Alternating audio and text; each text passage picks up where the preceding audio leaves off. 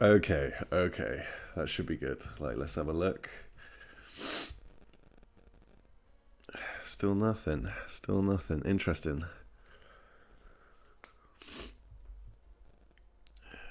Okay, okay. That should be good. Like, let's have a look.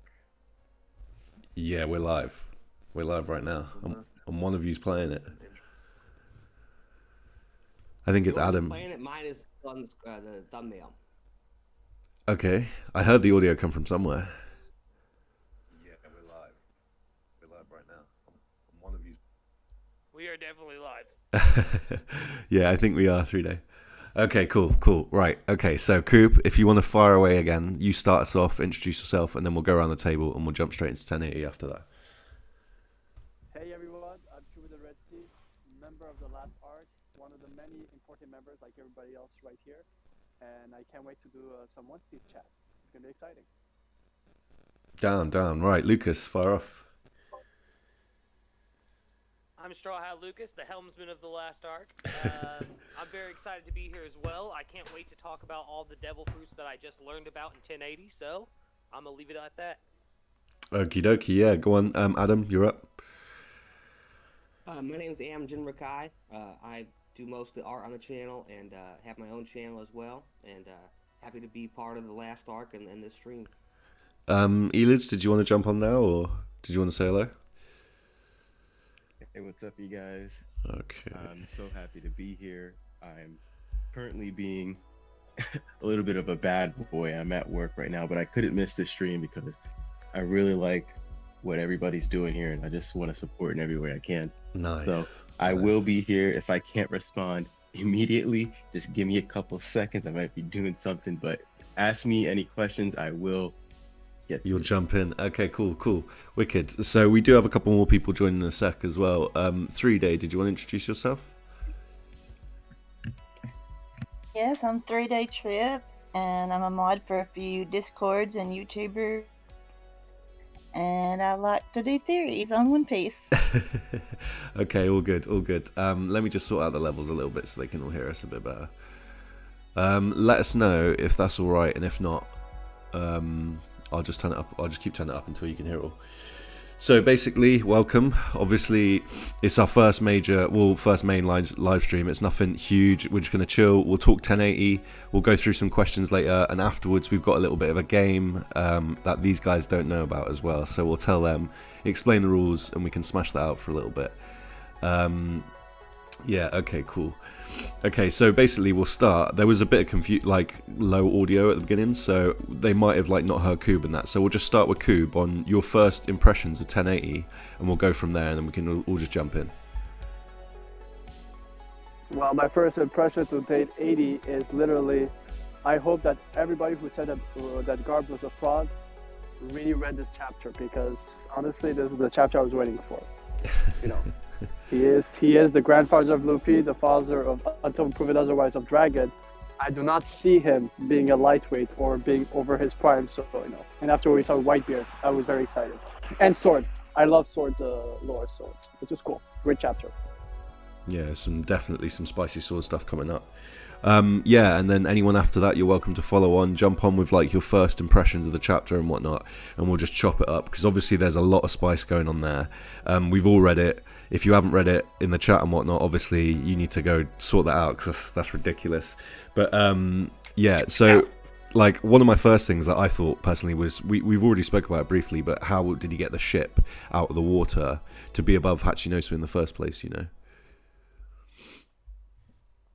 Maybe he used Galaxy Impact on the back of the ship in a smaller form and just knocked it out of the water. Because we did see him throw cannonballs and stuff. Maybe he just threw the ship.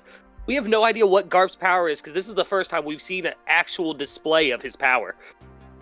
And also, I'm going to say this is proof that Garp is really Luffy's grandfather, because it seems that he copied that from Ennis Lobby, the Kudo Burst. Coop, can you speak into the mic a little more direct? You're right. That's cool. Everyone else is pretty good though, I think. Yeah, okay. I was saying that the move he did with his ship seems to be the Ennis Lobby Kudo Burst that Luffy did to escape from Garp, so you can see that Luffy gets that from Garp, that ability to adapt the parallel there. Your strategy, Yeah. This kind of proves a theory of mine as well, and I'm not trying to change the subject, is that I think that hockey, Conqueror's hockey specifically, is a lineage factor thing. Because Luffy can use it, we don't know if Dragon can use it, but Garp could use it, as we saw at the Galaxy Impact. Then we know that Gold D. Roger could use it, and obviously Porcus D. Ace. Actually, we don't know if Porcus D. Ace could use it. Damn. Could he have? That's a good shot. Anyway, sorry. Yeah, right, like... the only I thing... think he used a move like when... You remember when Usopp was using the impact dial to get them out after Skypiea? I kind of see it, that impact attack kind of being like that, and he used it to get the ship. Yeah, that was along with I know Elders has some theories about elemental hockey. I know Parvision's all that stuff does too.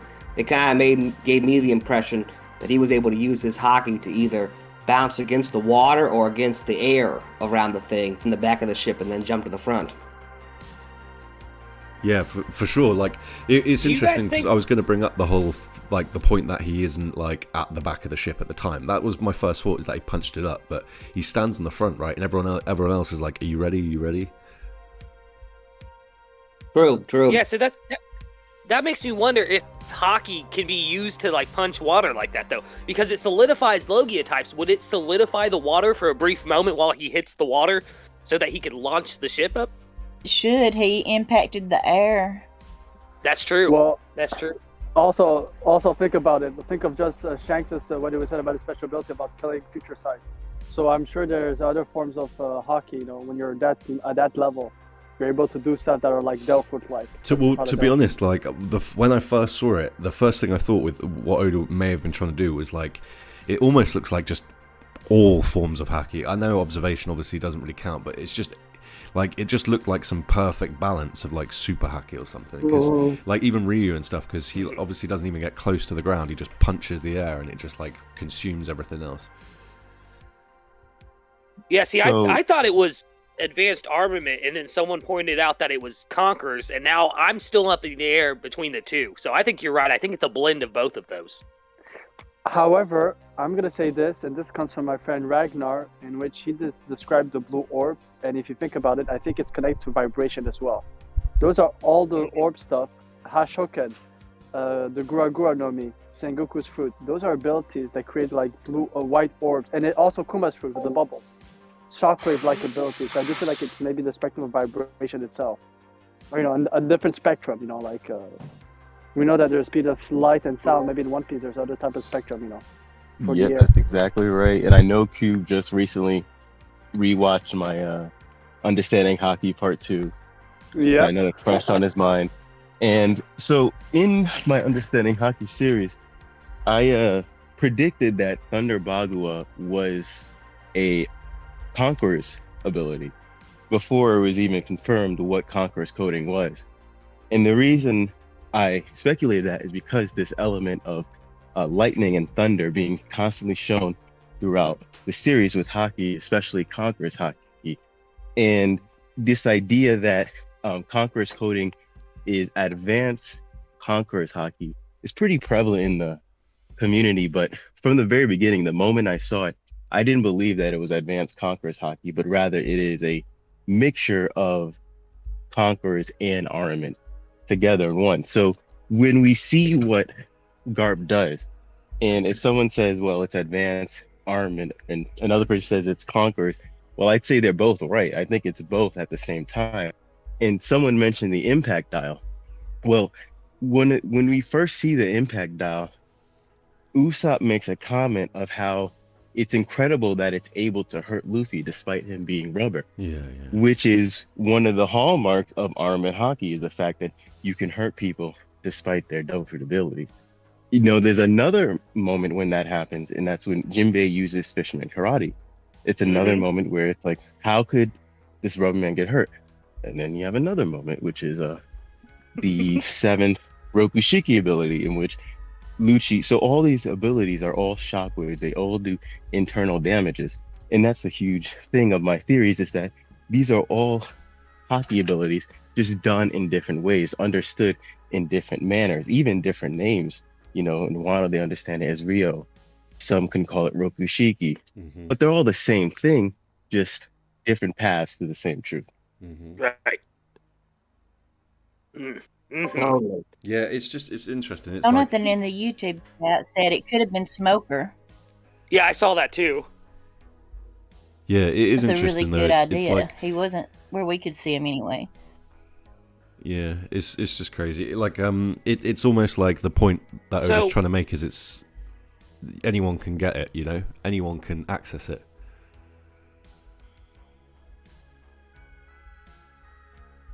Are you talking about Conqueror's Hockey or advanced armament? Am I lagging out a little bit? Sorry if I am. No, yeah, you're good.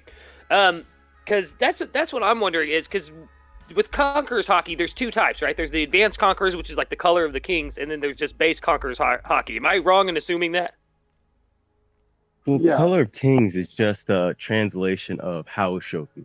So that just applies to basic on Conquerors. There's never been a confirmed quote unquote advanced Conquerors Hockey. Yeah. I would even go as far as to say there's never been technically a confirmed advanced armament hockey. The word advanced is used. See, that's the weird discrepancy, because Rio technically is just another word for hockey. That's just how they understood hockey in Wano. They didn't have a word for hockey. So it's this weird thing where I think a lot of the fandom gives these terms like this is advanced. Until it's concretely confirmed, you really can't call these things, that term. It's more just Oda trying to get us to understand these things. I'm gonna jump in because Elit's talked about his. I'm outside right now. Okay, perfect. Elit's talked about this whole, hockey with his chakra video, part 2. You should check it out because it has really some interesting takes, and especially it's been done over a year ago, and it's really still relevant in some of the stuff we're learning in Egghead. But what I'll say is, I was having that idea, and I think I was convinced on that. I do believe that there's a body, mind, and spirit with the 3 hockeys, and that the aspect of Conquerors for me is just leveling up your spirit. So your base form, whatever you're able to do, Conquerors is just that. So I do feel like instead of advanced versions, I think it's interactions between one another. Like Rio could be a form of, we know it's a form of armament. It's more the interaction of Conquerors with Rio. Most likely the stuff that Enel was doing in Skypiea, using his fruit of mantra, that's most likely we could say that if he was using Conquerors, he could have done a similar feat, except he was using his fruit to do that. So they might be a version of observation where I think Fujitora, if he has Conquerors, he does those kind of feats. Instead of having Rio type abilities, it's like an awareness where whatever he does, he's able to 100% hit you with his gravity. So I do feel like Conquerors is more like it increases your potential, your true potential. See, exactly. I always thought Conquerors was an extension of will, which could be spirit as well, where it's basically a not physical embodiment of your will, but an outburst of your will. All haki is a manifestation of will, though, really. That. For me, it's like when they're fighting, they don't listen anymore to the corruption of world government, and if they want to go after a Yonko, they can go after a Yonko. So for me, I just realized with their fruit, we might see the most strongest Marines, not as a form of vice admirals, but I think all those who are under vice admirals will be the strongest of those ranks. Could be as well, because their will. See, I think just to kind of mime the whole absolute justice, lazy justice, and all that, I think that sword justice for everybody, even in a way pirates as well. Kind of think that Tashigi showing up with sword does confirm that Smoker is also a member of Sword, because we got one panel of her in there, and it came out of nowhere. If I'm being honest, I was reading the chapter and I see her, and I'm like, wait a minute, when did she even get here? But I do think that kind of confirms that Smoker is definitely a member of Sword. But I also think that Kuzan is a member of Sword as well, just because he knew so much about it, which he could have known so much about it because he was an admiral before. But I still think that he's a double agent in the Blackbeard Pirates. One thing I wanted to mention a little bit earlier when you guys were talking about all the vibrations and stuff. Yes. Our ship is very unique with all those houses everywhere. And house, the word has a lot of different meanings, but one of its main meanings is house music, like in a bar or something like that. And I wonder about stuff. I see what you're saying. Well, for the vibration stuff, I think it will connect more on what we're getting in terms of frequencies, but I think about the concept of observation hockey. I think because the more I think about it, and I told that 3 days because she has a Fire Fury coming out in a couple of weeks, guys. Check it out because it's going to be crazy. But when Whitebeard uses his Gura Gura no Mi in Marineford, there's a sound even in even in the manga. It shows that the air itself has its own sound. So I do feel like there's a different spectrum inside it, and so I think Yeah. by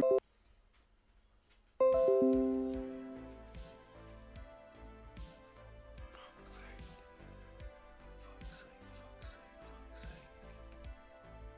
do it. Stop belling.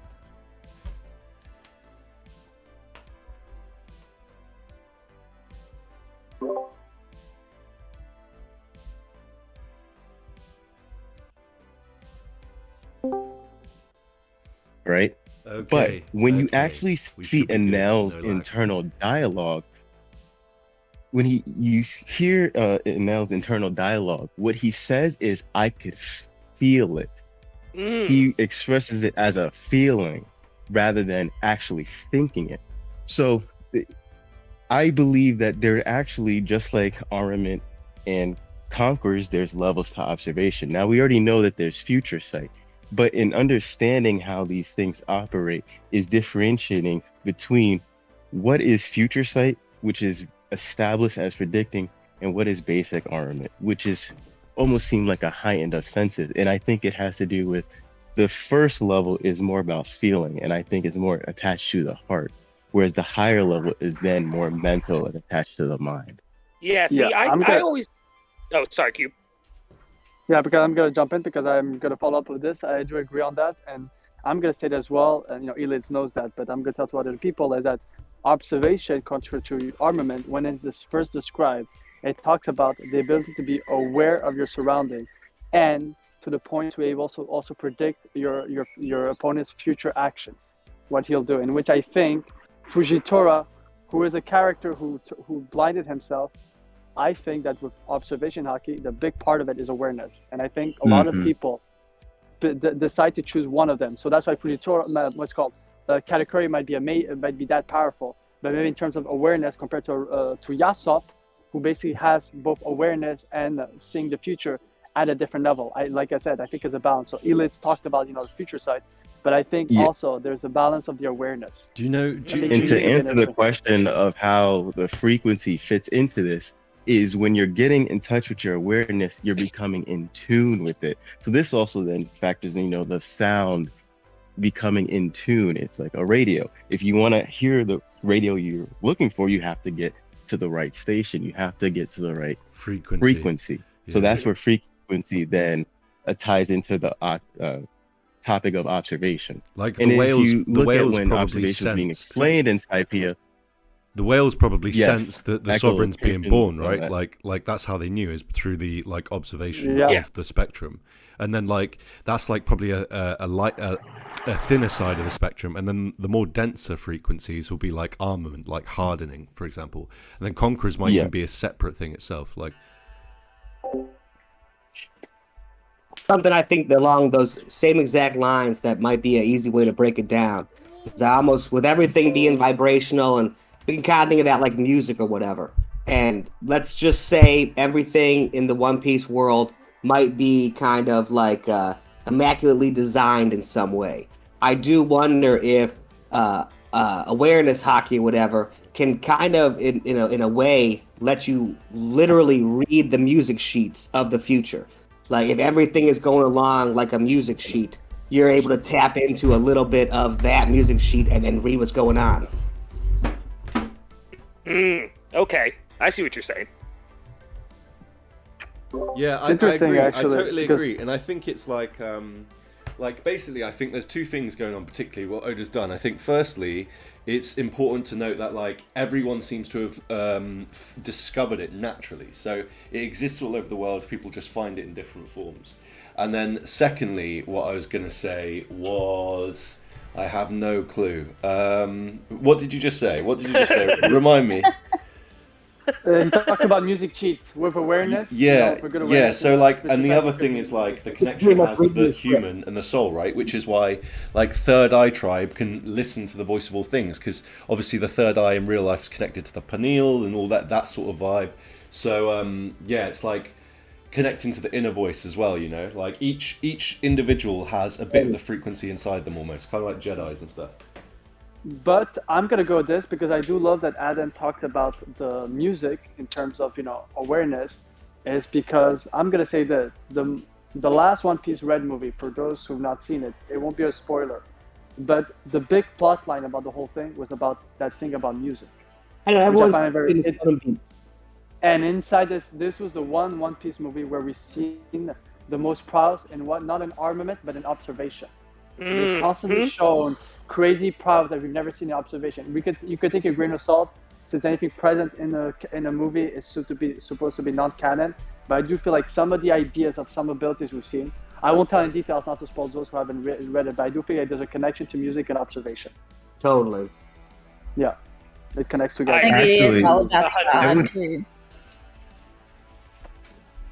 Well, and that's something you mentioned. I'm sorry, you can go. Oh, it was No, just you're good, Adam. yeah, I think all the observation hockey is about the vibe. It has to do with more of Buddhist teachings. Usually people say mind, body, and spirit, but in the Buddhist mantra, it's all about the mind, body, and speech. Okay. Yeah. To follow up on that, you mentioned that you said the music and observation. I would argue that it's more in basically what she's saying, mind, body, and speech. So what is speech replacing? It's soul, right? Spirit. Yeah. And spirit would be more tied to conquerors. Well, there's no better evidence for this. The fact that who is the soul king? Brook. His powers are all about spirit. He is a musician. And then you look at the person who has the literal devil fruit of souls, Big Mom. Her whole island is about singing. Her ship is called the Mother Chanter, which means singing. It's all about singing. So I think if you're looking into applying hockey and music, yes, you should look at observation, armament, but most importantly, conquerors. And speech as well. I think it's important to look at like the idea that like it's a medium, right? Speech carries the voice, just like art does, just like prophecy does. It's all forms of communication, and there's certain things like because like singing, for example, or music is like so raw, it like pushes it even further. Like you say, like Brooke is the Soul King, who ends up in bed with who? Big Mum, the Soul Queen. You know what I mean? So. Yeah. Sorry, I just had an image in my head. I don't want to share. No, with it's all the TikToks. They've gone to your brain. You're just jealous. Like, exactly. He got in there. Is Big Mom in the chat, by the way? No. But I just realized something as we were talking about hockey. What if a cockroach is basically the includence of a stronger desire as well? Because now desire is coming hop and hop hop, and you think about it, desire. The idea is you desire something. Maybe with conquerors is that the level of your desire also at a certain maybe that's the balance you need as well. You need to have a strong desire as well. Like if you, let's say you're trying to use conquerors, but you don't have like I say, Kaido did not use awakening, not because he cannot go awaken. I think he can, but I think every fruit have a compatibility with the user. But Avatar Aang, the last Emperor, that cannot go over the time Avatar state. He needed to be in the mindset, and I think the mind wasn't compatible with the fruit. He wants to be defeated by Joy Boy. Most likely, the fruit itself does not value that. Like Enma with Zoro, he valued the will of a king. Somebody worthy of being a king. So I do think that maybe the desire is an important aspect to it. Like it's a fourth one. Mind, body, spirit, and desire. Just to add to your point with Kaido and him not awakening, and with the devil fruits, like you said, they have their own spirit, their own will. I think that Kaido's will actually overpowered his devil fruits, and that's why he can't awaken. It's because his will is too strong to blend with his devil fruit. Whereas we see with somebody like Luffy, who has a true awakening, his will and his devil fruit's will are one and the same. It's the will of Joy Boy, basically. Yeah, Well, I like that. with, what Elders was saying too about Big Mom's Land. I kind of that doesn't seem like it for my channel, but I try to break things down as simply as I possibly can.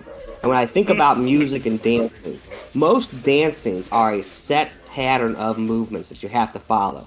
And when you dance, usually there's someone that leads and someone that follows. So I do wonder with all that Big Mom stuff, we've seen music in the movie, no, spoiler alert, and as well as in Big Mom's Land, music kind of being a huge showing of controlling people and getting them to do certain actions.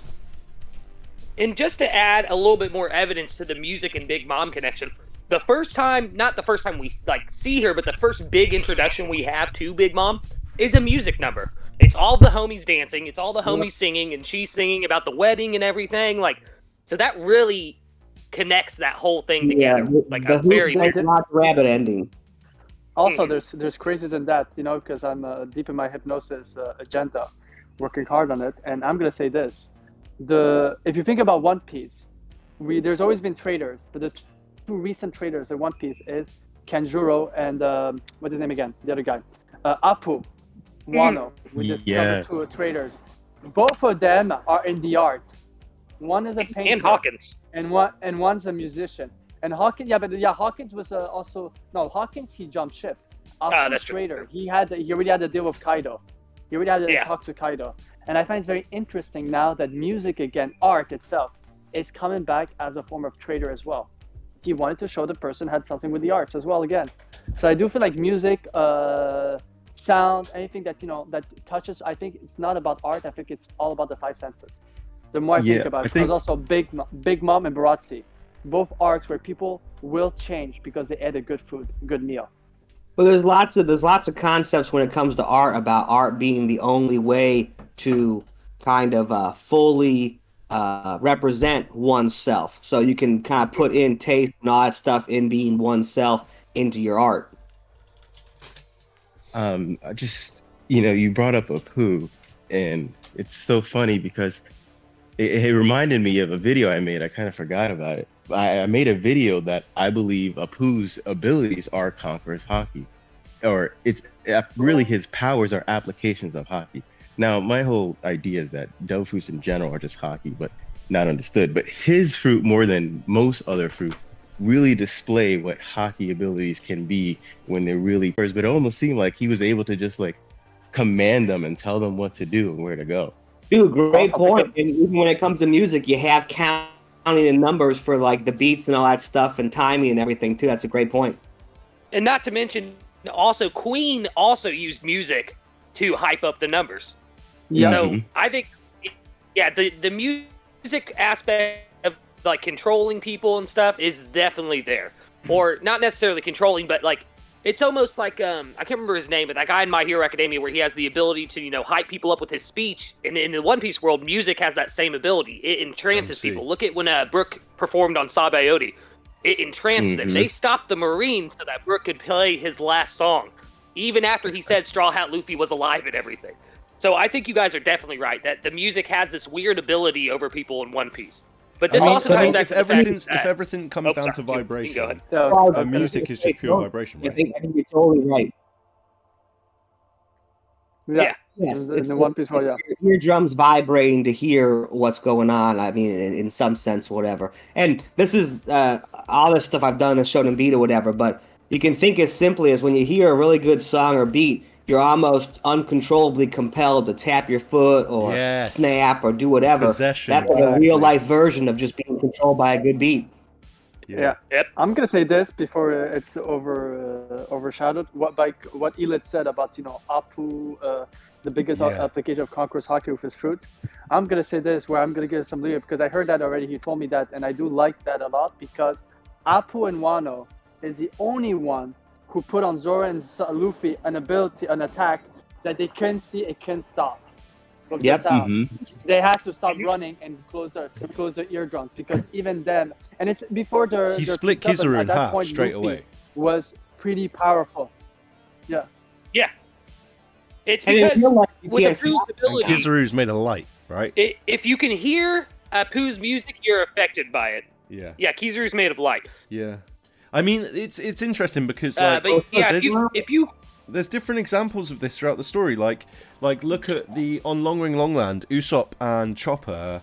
They start stretching, and they're the only two people on the crew to be afraid. And the other animal that's shown to be stretched, other than the dog, is the hare. And like rabbits or hares are known to be timid or afraid. Like if you stroke them too hard, you know, they get unalived and stuff. So it's almost like Big Mum as well, like with the control and the Vivra card and stuff. It's almost like you have to be in line with that emotion or like that frequency, or in Golden Week's case, that color. Like you have to be submissive to that, I imagine. Like that's why it doesn't affect everyone. Some people are like more immune to it than others, and like, you know, are more naturally leaning towards certain types of haki, for example. Ooh, okay, you just struck a little bit of an idea in my mind. Do you guys think that when haki, like we saw with Law, when a haki breaks a devil fruit, that it's that frequency of the haki overcoming the frequency of the devil fruit? Precisely.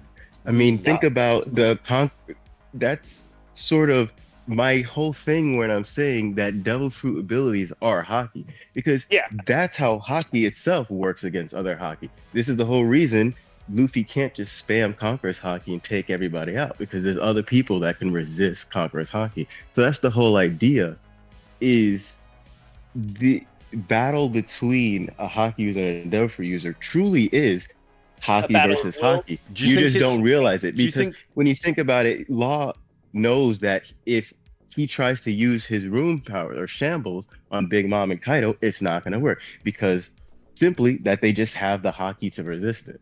Yeah, it's a battle of wills, like entirely. If your will is not strong enough to overcome the other person's will, then it won't work. Personally, like I'll offer a different take, right? Personally, I think that that's interesting. Sorry, I think I'm lagging a little bit, but like personally, I think that like I would say that the Ancient Kingdom, or particularly Wano and stuff like that, the places in the New World, they had access to this force, right, haki and whatnot, and like extended life and stuff like this, but through natural means. But then you have Emu and the world government, who probably formed this stuff as a technology similar to like instead of longer life, in the devil fruit version you get external life, but it costs you the user's life, right, which is the Opi Opi no Mi. So like it's almost like a technological equivalent to the to the haki, if that makes sense, like two halves of the coin.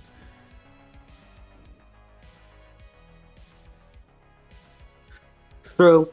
Well, and something we were talking about earlier, we mentioned Jedis and stuff, and I'm looking at the chapter now. I almost wonder if you have extreme control of haki type things, you basically might have like Jedi powers, where you could just kind of use your mind to blast the back of the ship to get out of the water and stuff like that. Yes. Maybe even be a form of meditation in some way. Or maybe it's like they're bending the will of the world. Does that make sense? Like their will is so strong, and I'm sorry I keep using the word will. It's just a generalized. But they're bending the will of the world. Yeah, like totally. Adam, it does. If you think about it, it does exist, not in form of haki, but you could do that with awakening. Katakuri can literally, like, his fruit doesn't do that, but he can literally be on a ship and turn one part of the ship, the back of the ship, into Moshi, without to turn the rest of the part, you know, because that's the. So I do think with conquerors too, like you know, extending the will or whatever to make people pass out. Yeah. I think conquerors is the most like, rather than them all being like bending will, conquerors is the aggressive, is like the bending of the will, and then like observation is like the observation of the will, and then armament is the like tightening of the will, if you will, like. Well, I almost wonder if a better way to say than bending is maybe creating a new will, or creating your own will in this music sheet. So I always think it's submitting others to your will, if that makes sense. And that's why like they pass out, is because they submit to your will completely, and it's overwhelming to them, so they faint. So I'm gonna say this before I forget, and I like what you just said, Lucas, but because Hyde said something about Emu and the technology brought to this world. I've been thinking, I've talked to a couple of people here, I don't think Elit's heard that take, but I'm wondering if you think about it, the more I look at it, there's a spectrum in emotion. There's basically, Hancock's fruit is an emotion fruit, not a just a love for it. It's all depending on the emotion. I've wondered if it's because of Emu a long time ago that desire became a very common currency in the One Piece world in terms of emotion, because it's a specific emotion that intertwines with a lot of stuff. And I'm wondering if maybe there's too much desire in the world, and that's because of Emu. Isn't like, we know awakening, forms of awakening with Haki or Adelphud, it affects your environment. What a long time ago, whatever she did was a desire-based willpower effect. her garden's full of tulips, right? And tulips represent romantic desire. Yeah, so maybe Yes. maybe Emu is the reason why there's so much desire. Basically, it's a byproduct of whatever she did 900 years ago. Yeah, I think Emu's maybe the princess in the tower waiting to be saved or find their Prince Charming. And that desire might be running the whole world to go on this journey or quest. Yeah. And maybe Joy Boy was her Prince Charming and he rejected her and she couldn't accept that, so she changed the whole world to be against him. That could be possible. I think Broken desire, look, it would also mirror Luffy's breaking of desires, because that's what he does when he defeats someone. He breaks their dreams, he breaks their desires. Ooh, I'm onto something. Hold on, I'm gonna get the pen out. Yeah. I think. I gotta get the pen out real quick. Cube and I have been talking for a while about this idea that the wills might not be inherited forever. They might be stuck in some sort of system, and like a spell, like a loop. Yeah, and it could be Emu's desire or Emu's dream that she's holding on to, particularly a dream or something like that, which creates this bind, this circle, or whatever it is that everyone seems to be entrapped in. But yeah, it's interesting also, the clouds have Pyrobloin in, and we know that the people on the Sky Islands, they sort of worship different gods and they weren't under the world government rules. So it makes me think if maybe her desire also sits along the spectrum, the voice of all things spectrum, alongside Haki as well. So maybe Pyrobloin can stop dreams, stop the effects of dreams, maybe similar to how cold does. People in Winter Islands, they don't sleep, right? Yeah. Which means they don't dream. Essentially, that's the idea. But so yeah, it's interesting. Because you did bring up something very interesting about all about dreams and desire and wills, and this way, the more I think about it, the more I'm convinced that Emu isn't she's on a lonely island, with the world government.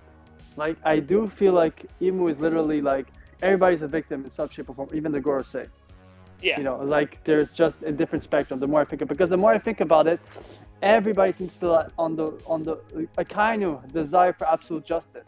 No one is content in the One Piece world, but the only one that we could say might be content, but we know nothing about it, is Emu. So I'm wondering if literally the biggest winner is just Emu. Everybody else is I'm not sure if content people destroy whole islands with UFOs though. That seems a little incontented. Exactly. I think Emu has trapped the world in it. I'm sorry, Hank. All right, I'm sorry. Go. I think Emu has trapped the world in a loop of desires until they get the desired outcome that they want. Hence why they would destroy islands. That island's not going to lead to the desired ending that they want for this loop, so they destroy that island. And they're willing to basically send the world into this time loop, kind of this loop of desires and wills to be inherited until they get the desired outcome they want, whatever that might be. Does that make sense? Yeah. Am I just rambling? No, it makes sense. And I'm gonna go further than that. I believe in Thriller Bark because that's what I was thinking about. I was trying to find a word. In Thriller Bark, you know how Perona was able to, why she was so useful? Because she was able to get every information on everything on the island, and Mori would know anything would happen. And she called it, I hope I have access to my own network of ghosts. I think the losers, the wills, everything, I think there are different types of networks in the One Piece world. And some people hit them on different spectrums. We see that in Wano, right? We see everyone, all them weird spies in Wano with the sheets of paper over their face. And they can, see out of the eyes somehow, Yeah, I think it's a network. And literally, Vegapunk is mentioning one of his dreams is to create a network of information. I think, basically, and a network is... People think network can connect to internet, stuff like that. No. A network It's just among the different things that connect together in a chain together. Exactly. So anything could be a network. Anything could be a network. Anything, like something even 1,000 years old, can be considered a network. So maybe there's different networks of type as well, you know. Which I think that's what instinct is. I think with Luffy at the little garden. I think It's that actually wasn't that the network. case, but now it is. Like, that's what I was going to say earlier before it started lagging out hard. Like, so Adam was talking about it, and when we saw Shanks do this long distance hacky thing, it's just so out of, like, the blue. We've never seen stuff like that. I think, like, so we've seen the 3 types of hacky. We've seen, like, sort of the 3 types of hacky blending slightly. And now it's possible, I think, we'll see Conqueror's hacky being used to, like, blend into other hackies and guide other hackies. And, like, it means that because of it, your hacky ability will be more personal to you. So not everyone can probably, like, shoot lasers like fucking, excuse my French, like Shanks can and stuff like that. Instead, it will be, like, different for each person, you know what I mean? Like, if Golden Week got Conquerors, she could probably, and was experienced with it, she could probably paint some sick Mona Lisa or something like that. So what you're describing is basically Nen from Hunter x Hunter. Yeah. And I think that is entirely accurate. That's one of, because I have my Understanding Hockey series and I want to reboot it. And that's one of the things they used to sort of like as a shortcut to easily explain what I think hockey is. I just say, hey, look at Hunter x Hunter. Look at the way Nen works. Hockey's going to be extremely similar because, you know, I talk about elemental hockey, but I don't mean it in the sense like it's Pokemon or Avatar or Naruto, where it's literally like, I can just do rock and I can do summon water. It's not rock. that. Elemental hockey is more like what elemental chakra is in the real life. Obviously, we as regular flesh and blood humans, we don't manipulate fire and water and all that stuff. It's allegorical. It represents something. So when I say that there's water elemental hockey, it doesn't represent literal water, but rather the fluid aura that hockey users use. Yep, I agree. I agree as well. I agree. I think elemental hockey isn't like hockey has its own element. Like he said, I think it's about the fluid, the solid, all of those stuff. I think it's basically the end result of the interaction in the One Piece world with your will and your environment. I think that's it. Hence why fishmen seem to be connected more to water, and Zoe, who lives so high in the sky, are connected to electro. You know, like it could be also considered genetic, but also how the way they grew up. And why do I say also the way they grew up? I think there's a mental aspect. That's why koala, because the way they describe fishman karate, it seems to be a race-based stuff, but she's able to use fishman karate. So I do think it's to an extent. She can do all the stuff. Robin too. Yeah, so Robin I do think, as well. I think there's a mind, body, spirit to thing. It's not just the genetic.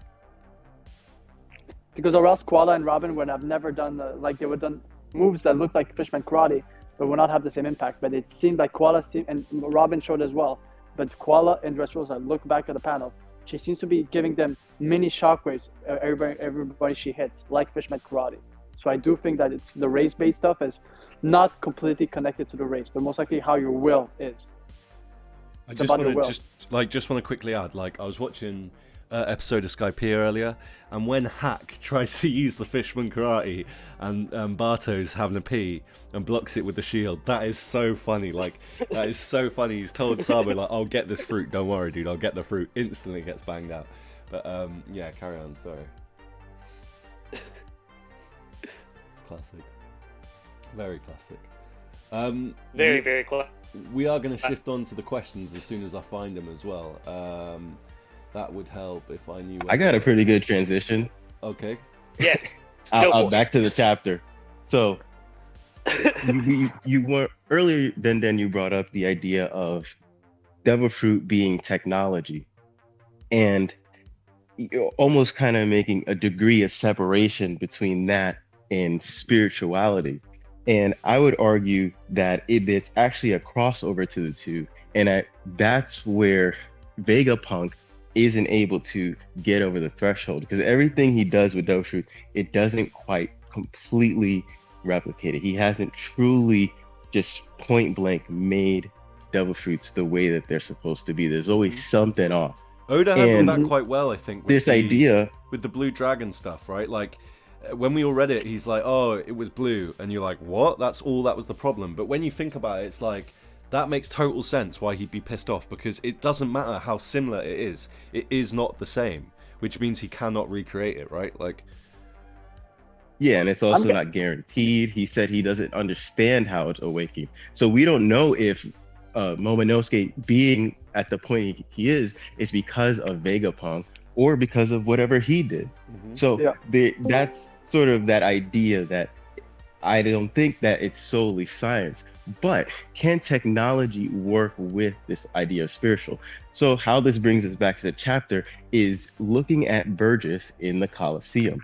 He used a shockwave attack, and it's never explained why he was able to use that shockwave attack. We don't know if he had his devil fruit then or not. But even so, his devil fruit is strictly, as far as we know, strength. So even beyond how he did there's only one thing. He was swimming in Dressrosa. When he fell off the Colosseum, he was swimming with Diamante lost his energy. He was holding on the other life, and he was relaxed when he was talking. So it doesn't seem that he was affected by the water. So I don't think he was devil user by then. Okay. Yeah. Better. No, he wasn't. Yeah, perfect. That's even better. Because he was trying to get the mirror, no meter, and all that. No, but he was doing that for Blackbeard. He was doing it. He didn't even have the devil fruit back then. Yeah. So how did he do it? Is there any visual clue? And that's the thing with Oda. I think not enough people give a credit. His visual storytelling, you really can piece together things. The only visual clue that we have is he had this elbow pad, and it looked like a speaker. It had like a mesh design to it.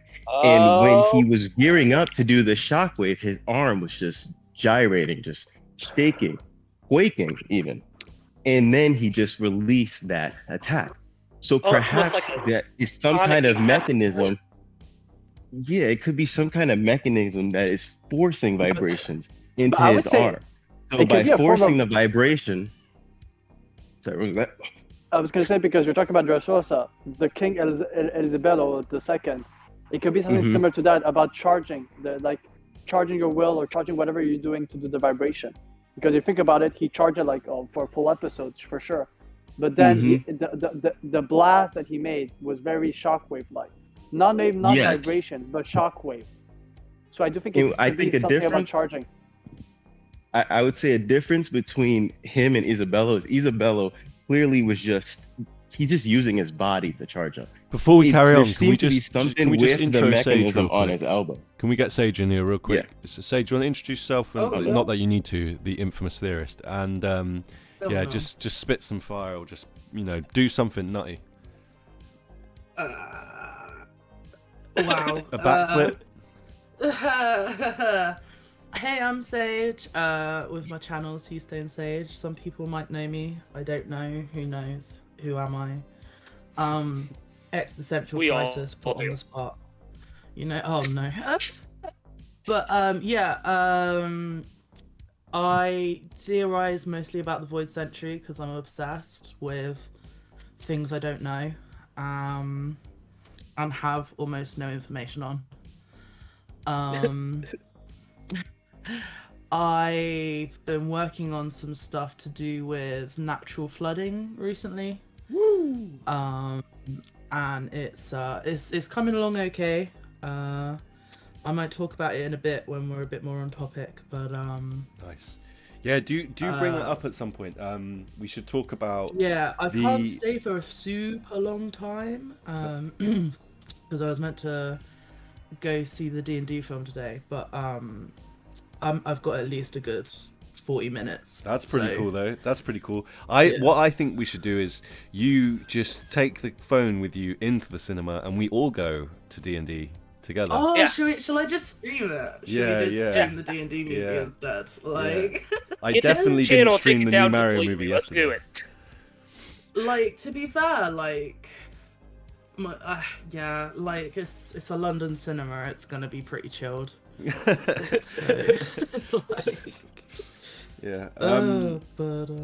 were you guys currently on the topic of? Well, I was going to say, make sure you remind us to bring up that, because I want to hear your stuff, and it's touches on this video that's doing really well at the moment. You know, the Japanese. You know more about it than I do, but everyone's posting. Oh really yeah. Well, so to like you know what I've just sidetracked the conversation so much I might as well just take it over. Yeah. I think that's a good idea. There's a Japanese theorist called Drop the Pizza who's been making some Japanese content for a while, and recently they've been translating some of it into English. And these theories are from a Japanese perspective, which I always think is really interesting to hear. Obviously, there's a different perspective when you understand the original language, and I think that some of the ideas that these guys come up with probably have more credence because they're understanding like the language it's written in, right? So I was up at probably like, it must have been like 5 a.m. I was up just obsessing about the Void Sentry, and I could not sleep because all I could think about was like the idea, because something that's always had my attention, right, is the fact that Rayleigh says that there's a moral neutrality to the Void Sentry. Like, it's not totally black and white. Like, see what you make of it for yourselves, because like we have our ideas, but you might have a different idea. And like that to me suggests that it can't just be the good guys got defeated, because you wouldn't say that, right? Like, you wouldn't say, oh, see what you make of it, if it was totally black and white. You'd be like, you know, there's this world order that needs reforming, or whatever you'd say, but you wouldn't necessarily say, see what you make of it. And this Japanese YouTuber has introduced the idea of pole shifting, which is the concept that you're not referring to like axis of the Earth. pole dancing, shifting. You're talking about the North and South Pole.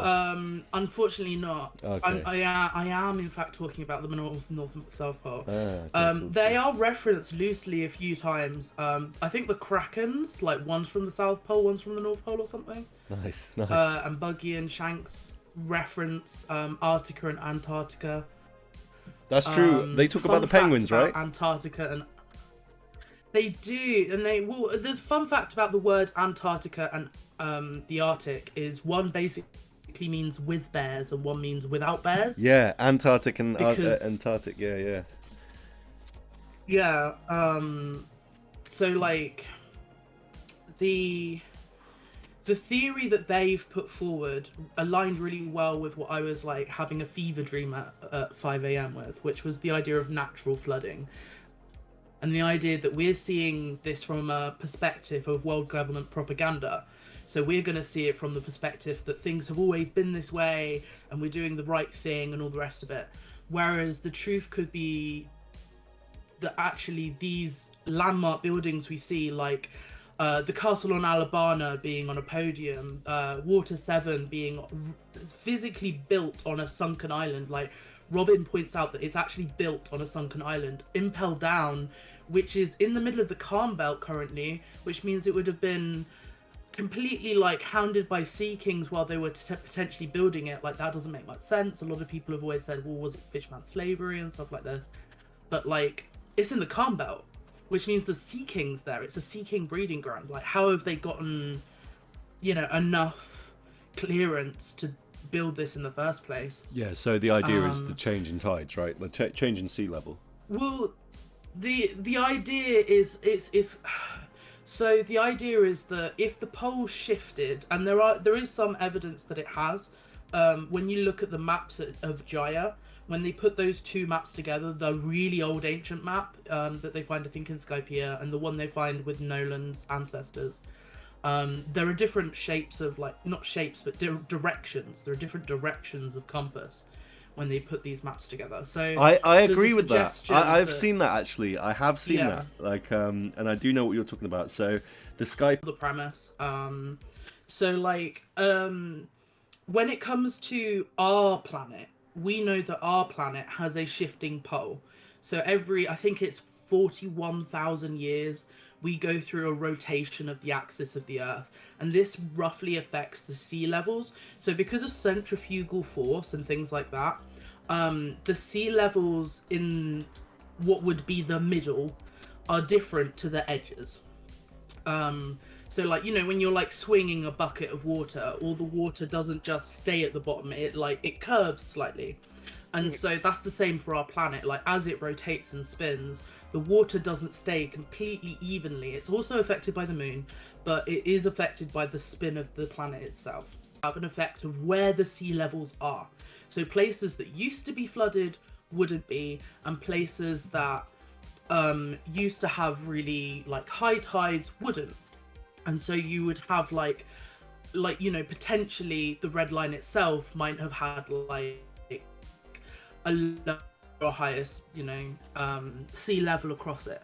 So like this all helped me realize how this natural flooding that I'd already considered could have occurred. So if we do see that the pole changes, and pole shifting is something that was happening in Oda's like era of like childhood. That was what some comics were based on back then. So this is the concept that he might know about. And in Japan, there is no flooding mythology. So Noah's Ark, all those kind of cleansing mythos within religions, all of those kind of like Gilgamesh, you know, Atlantis, all of these flooding mythologies, almost everywhere in the world has one, and Japan doesn't. Japan has absolutely no flooding mythos whatsoever.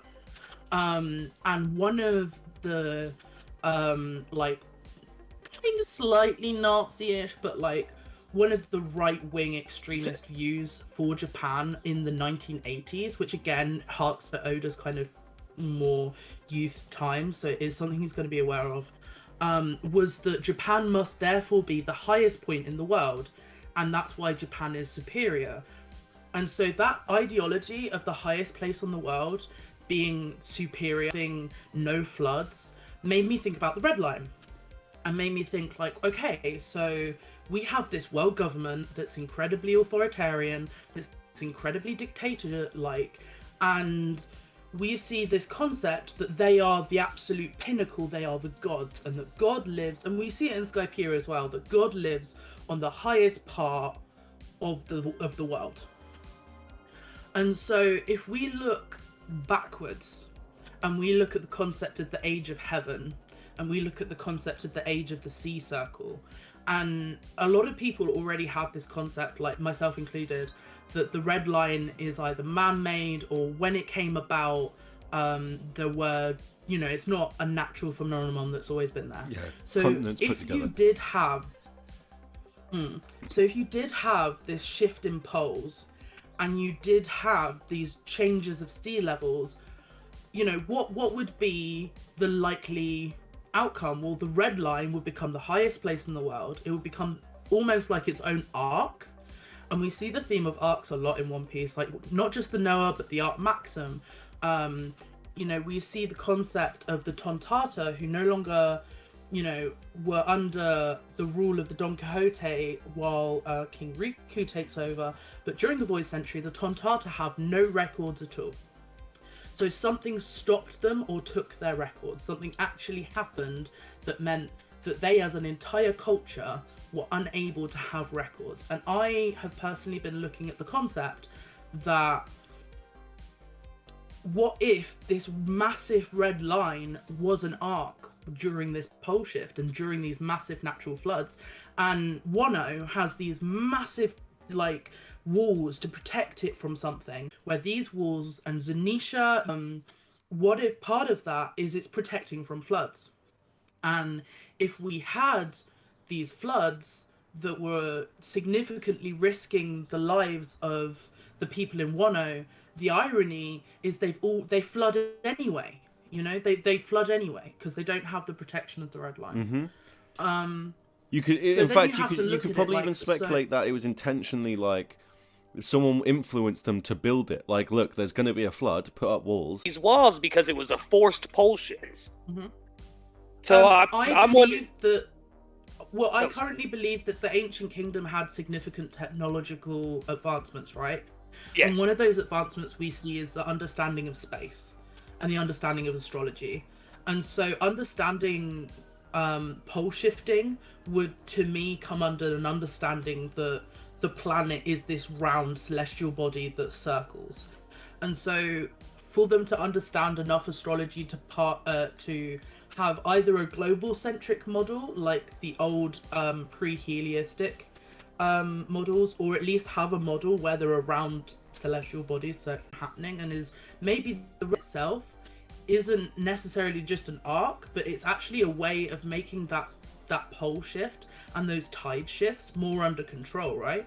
Like, because if you had that happen while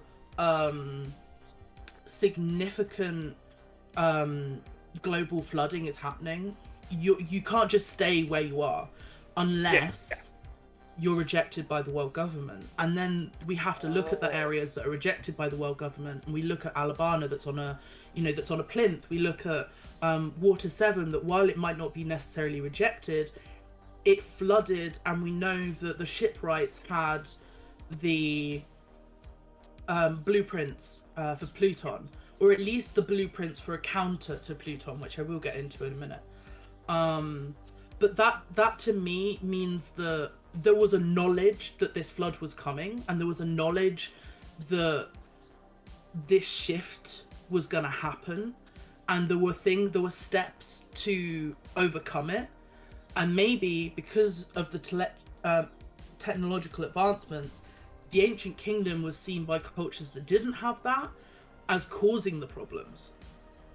So you know, this massive red line happens, and the propaganda that people start saying, because, like, you know, think about it, you're going to start having a very blue planet, you're going to start having piracy be one of the very few ways of actually, you know, traveling across the world. And much like we see on our world, when boats became more of a thing, piracy became rampant, and some of the people who were pirates were privateers, right? So we have the warlords in One Piece, but what if the name warlord is already its own suggestion? What if the name warlord is a link to the fact that at some point pirates were hired to be warlords against this kingdom?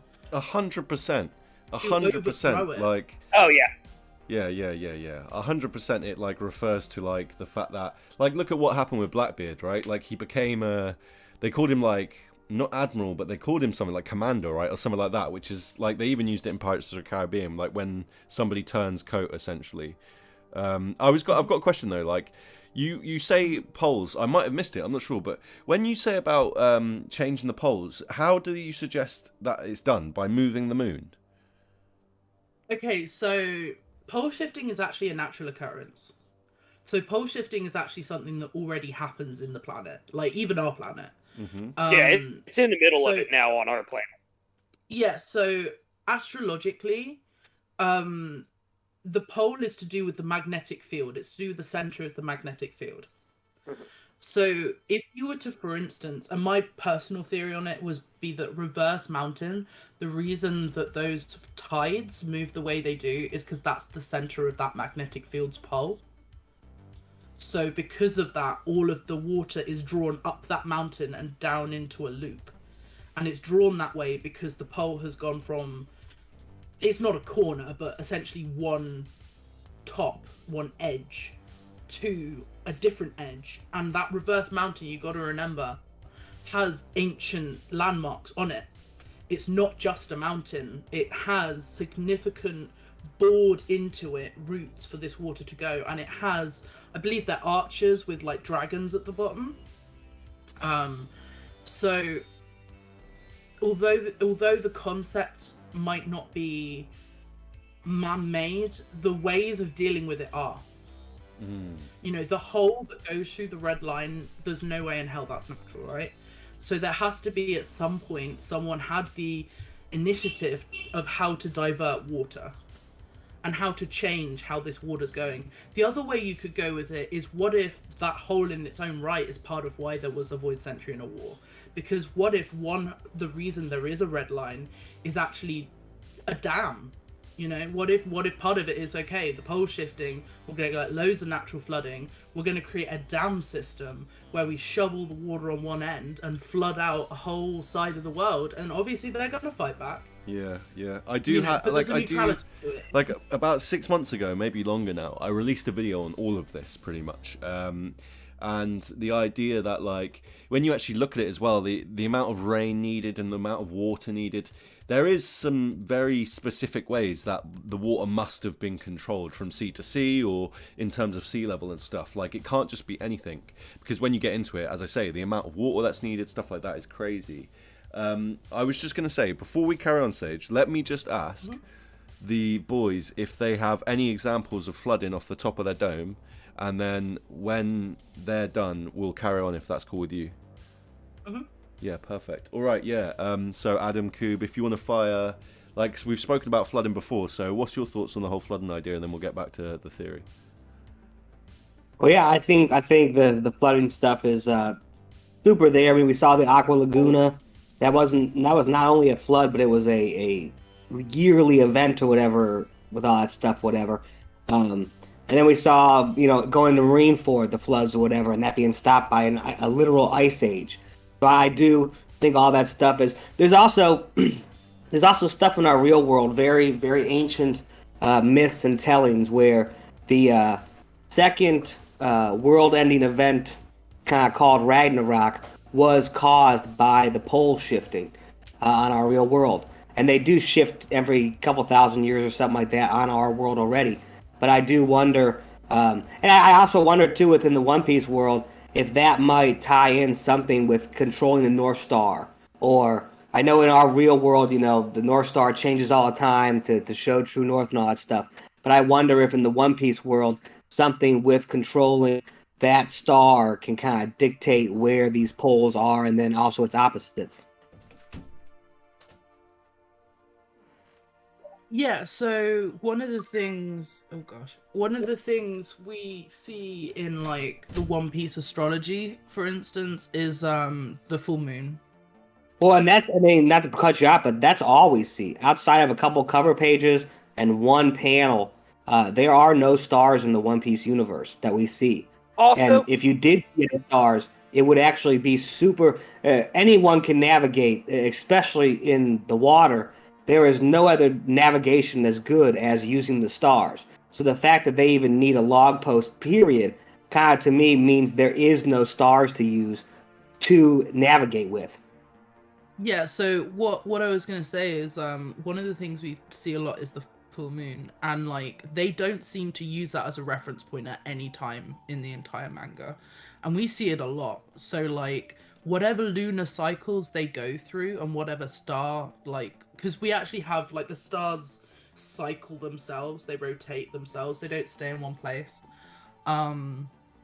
So like you get different constellations rising at different times, which is what the zodiac's about. And so there is no real like I think the only time that like navigation with the sky is used in One Piece is like I can't even think of one. That is very strange.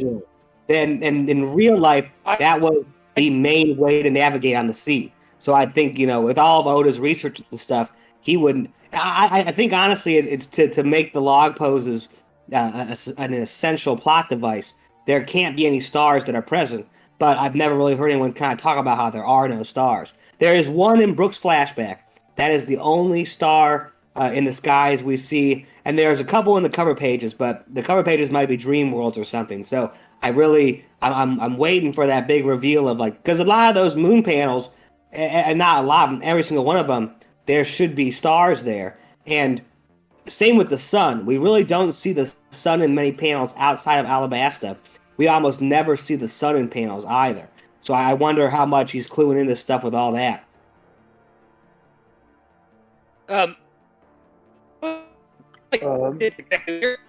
Understanding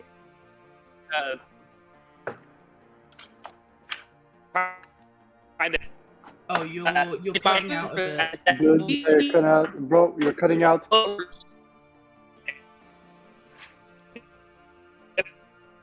Is that But No, it's still pretty. Wait, try again.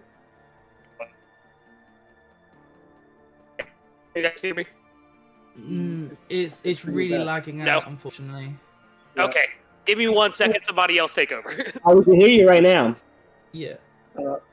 Listen, Oh, all I'm yeah. gonna say, because you guys have. Oh yeah, I'll let you go. Then I'll go after you. No, go, No. Cube. You're good. I was gonna say, since you guys said a lot of fire takes about flooding, which I think I agree on most of the stuff. I really like some of the stuff you said, Sage, because it was I didn't think of it about the pole stuff, so it's interesting. However, I think it does make sense when you think about the amount of places, important places where they're in high places, like Zoe, Marijoa, but also Drum Island on top of the island. Where Chopper stayed during the time skip, I believe they were also high in trees, if I'm not mistaken. So I do feel like there's a narrative of you cannot stay too low, to the Earth's ground, to Earth level, for some reason. So flooding could be a good reason why, from back in the day. Well, even Dressrosa itself is elevated. Yeah, exactly. The whole island. And there are very few islands which have like no elevation whatsoever within their towns. Maybe back in the day, Impel Down was much bigger on top. You know what I mean? Like maybe Impel Down was, and just water just flooded in. You know. Well, this is what I wonder, because if that pole shifting concept has any like relevance, the area where the deepest sea is would have moved. So it may be that Impel Down and the Calm Belt and the Grand Line is now where the deepest sea is, but traditionally it wouldn't be. And it would mean that like areas around the Red Line may have had actual island, continent, land that wasn't elevated that has now flooded. And one of the things that I've been thinking about for a while is the idea that the Red Line is made of islands that people did live on, that the minks are from, that the people of the D are from, that the fishmen are from, and all of these tribes, they're scattered around the Grand Line now. But what if at some stage they had normal land, and now it's been formed into the Red Line? And they've been, like kicked off. And I don't think that's necessarily by the world government either. I don't think that it's as clear cut as the world government came along, created a red line, and then, took power over it. I think they usurped the red line. I mean, Zunisha was under punishment. Joy Boy's Nakama was under a punishment, which means there is definitely proof of wrongdoing. Obviously, a lot of us is kind of assuming it's going to be grey. Anyway, but there are some examples, like I say, with Zunisha, and then Zunisha just happens to have kind a of something huge with the. Sorry, that's kind of something huge with Zunisha stuff. Is I know there's the big theory, and everyone kind of thinks that Luffy will destroy all or part of the Red Line. I don't think you even have to destroy much more than a mile of surface area from the top to bottom of the Red Line to literally displace enough water to flood the entire One Piece world. So I wonder how much stuff is in the universe to kind of stop that flood from happening, which would result from the Red Line being destroyed. For sure. You see in New York City, America, we only need a couple football fields worth of ice to melt, and it will be completely under. Depends how it's destroyed. So if it's destroyed and the land goes into the sea, and that that is displaced into the sea, then yes, you are going to get mass flooding. Just quickly but if as well, that land is actually removed, then you wouldn't. You would actually lower the sea level. Just big shouts. One sec, guys. Just shouts to Vegeta real quick that donated $5, saying, as usual, Sage is being the physical expression of the term W take, which is so true. He also donated another $5. $14 total. Yeah, he donated another $5. Shouting out 3 days, saying the theories are underrated, and I see a lot of Dragon Ball love in this image. Namkim, Turtle Hermit School, and Three-Eyed Tribe. Yeah, Vegeta just spits fire. It's ridiculous. And another $2. Just saw this was good chat. Everyone loves you, Ragnar. That's what's good. So yeah, cool. Anyway, carry on. talking to what Sage was saying. Okay, so say the same amount that I said was destroyed. Say that is just displaced and vanishes, teleports into outer space, whatever. That resulting displacement of water would actually cause tidal waves around the entire world too. There's almost no way to destroy the red line without also destroying all of the world. I think it depends what the calm belt does, right? I don't know how that would matter. Because oceans... no matter what, the Sea Kings, but every other island is going to be tidal wave through, and especially if they're not connected to the actual ground, like they're just kind of floating islands or whatever.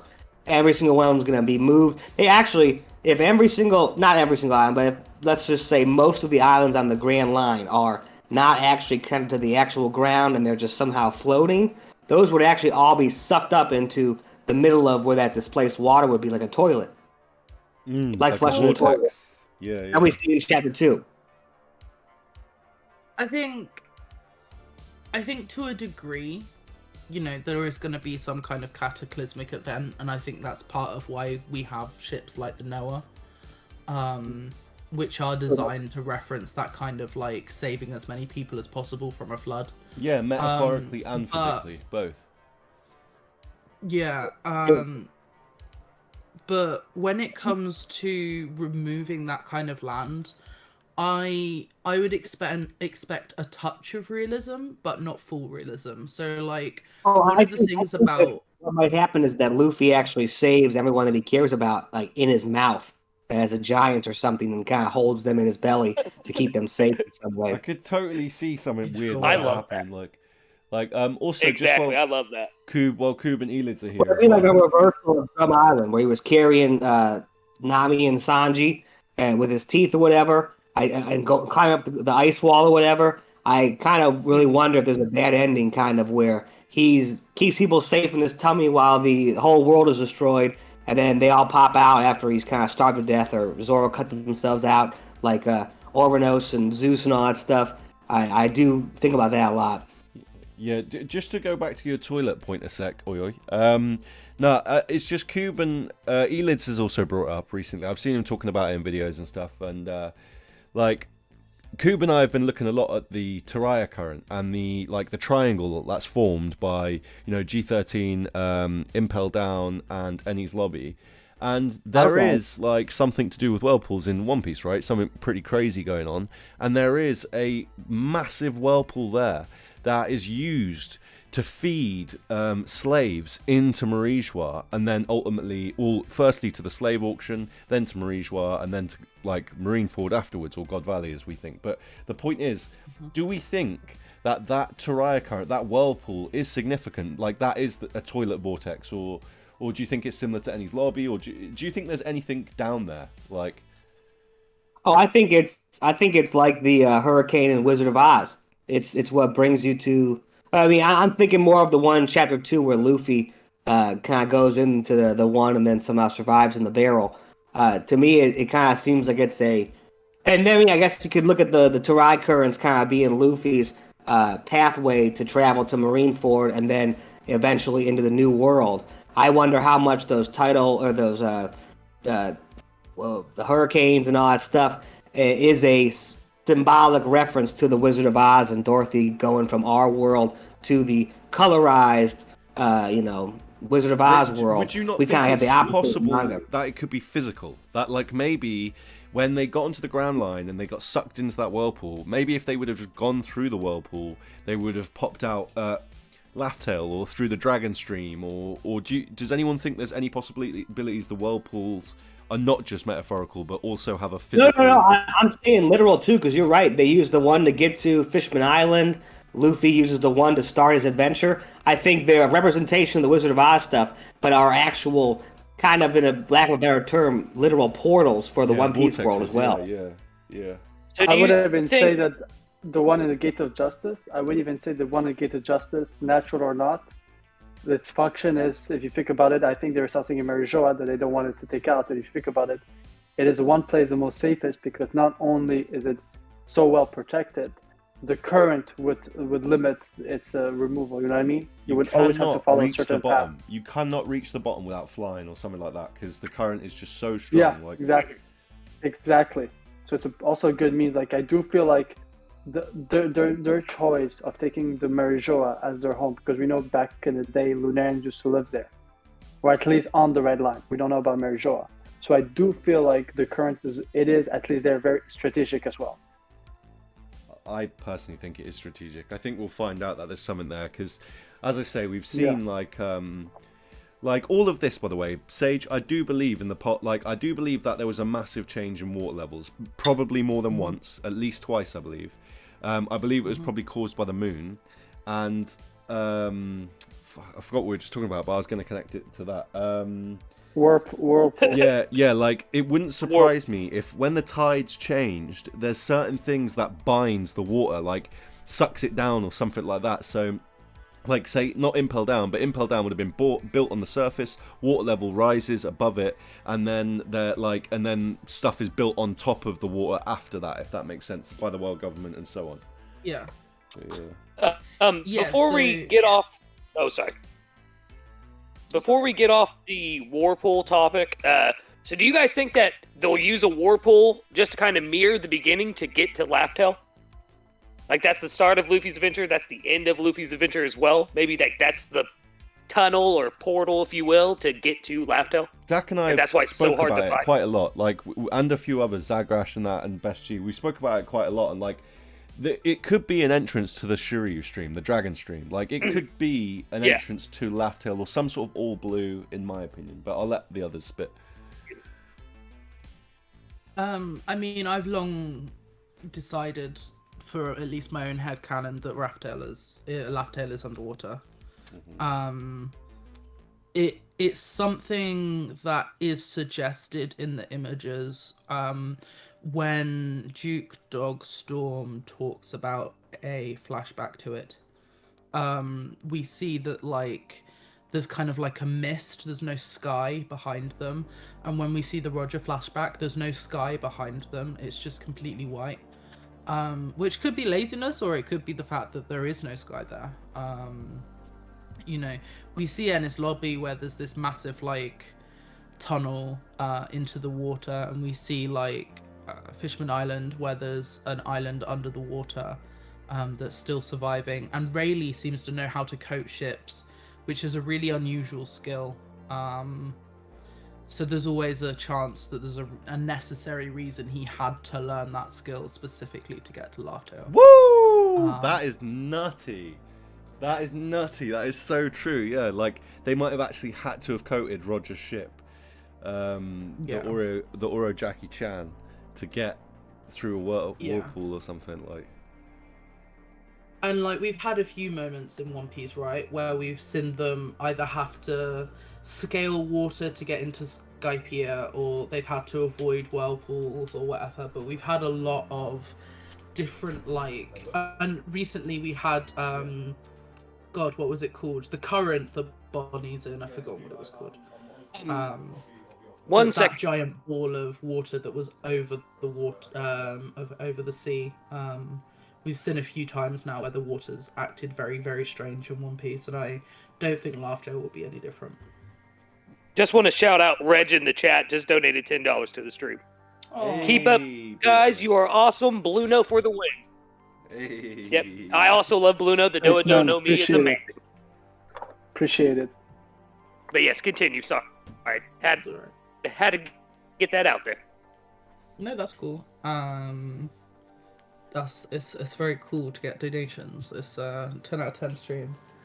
But yeah, I think that when it comes to Laugh-Tale, it kind of almost has to be underwater, right?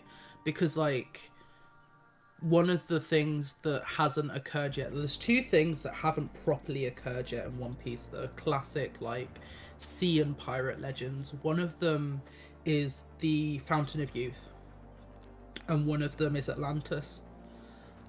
We haven't seen a proper Atlantis yet, referenced with the Straw Hats there, and I do feel like we're due that kind of ancient civilization under the water. In the Jinbe cover story, we see the ancient ruins that have a poneglyph in. I went back and checked a few days ago or something. The poneglyph that Jinbe gives to Big Mom is found in the ruins that Wadatsumi throws onto the village. So it's a bit confusing, and some people think that that village had the ruins, but no, it's the ruined civilization under the water where the sea cat or whatever it is was. You mean Wadatsumi? You mean Wadatsumi when he threw the kingdom on the island in Jinbei's cover story? Yes. Yeah. Yes, the ruins that he throws onto the kingdom, they find a poneglyph in those. And inside the ruins, it's taken. Sea beasts live in there. It's got Kuma's symbol on. The sea beasts live inside there, and it was said that humans built that city, not fishmen. Humans built it, and the sea beasts came and smashed them up. Well, sea beasts were living in it. Wadatsumi smashes it up. So the sea beasts have been living in relative harmony with the humans up until Wadatsumi comes, and we see here all of those offerings to the sea god have floated into this ruins, and that's where the sea beasts live. And they only get attacked by the sea beasts because of Wadatsumi. Totally. So before then, there weren't issues. Yeah, and you were saying earlier. Sorry. Really quickly, I was going to say, you mentioned the treasures sort of float to that city. It's very similar to the sea forest, and there was a poneglyph there, and everything in the bottom of the ocean gets taken to the sea forest. So yeah. So like, I think it's interesting that there's a poneglyph in a flooded ruin, right?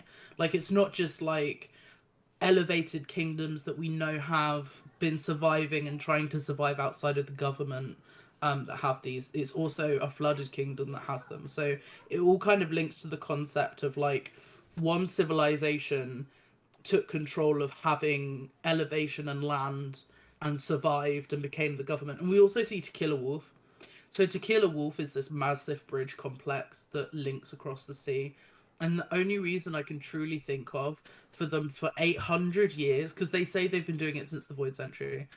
So for 800 years, they've been building this elevated aqueduct system bridge, and the only thing I can think of, and they live on it as well, the only thing I can think of is it's designed to be a safety net for flooding, and it's designed so that if there are, it's kind of their version of the Red Line, right? Yeah.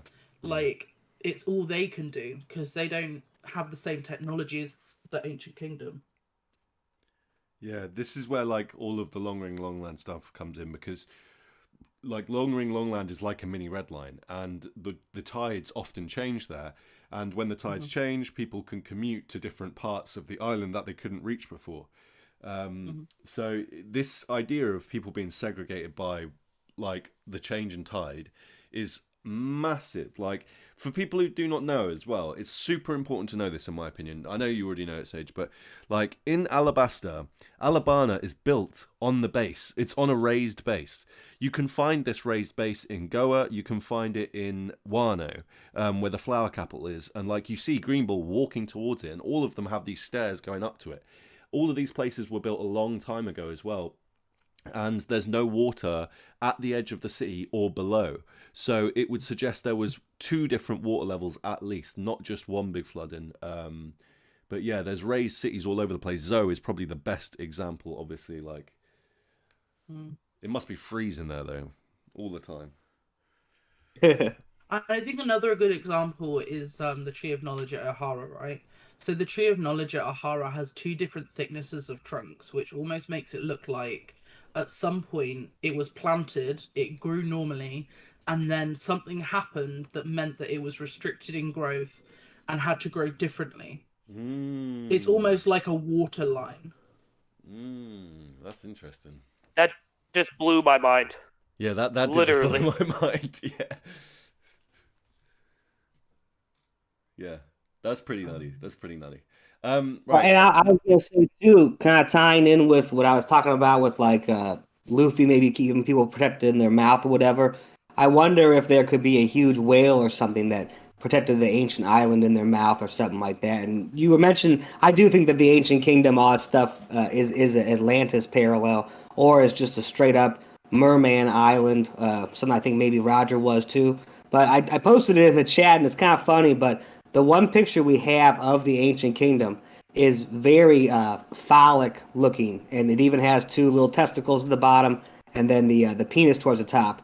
And I do wonder if it is like we've seen mermaids and fishmen, but I wonder if the ancient kingdom might have been a merman thing, and with the idea too that fins can also be wings.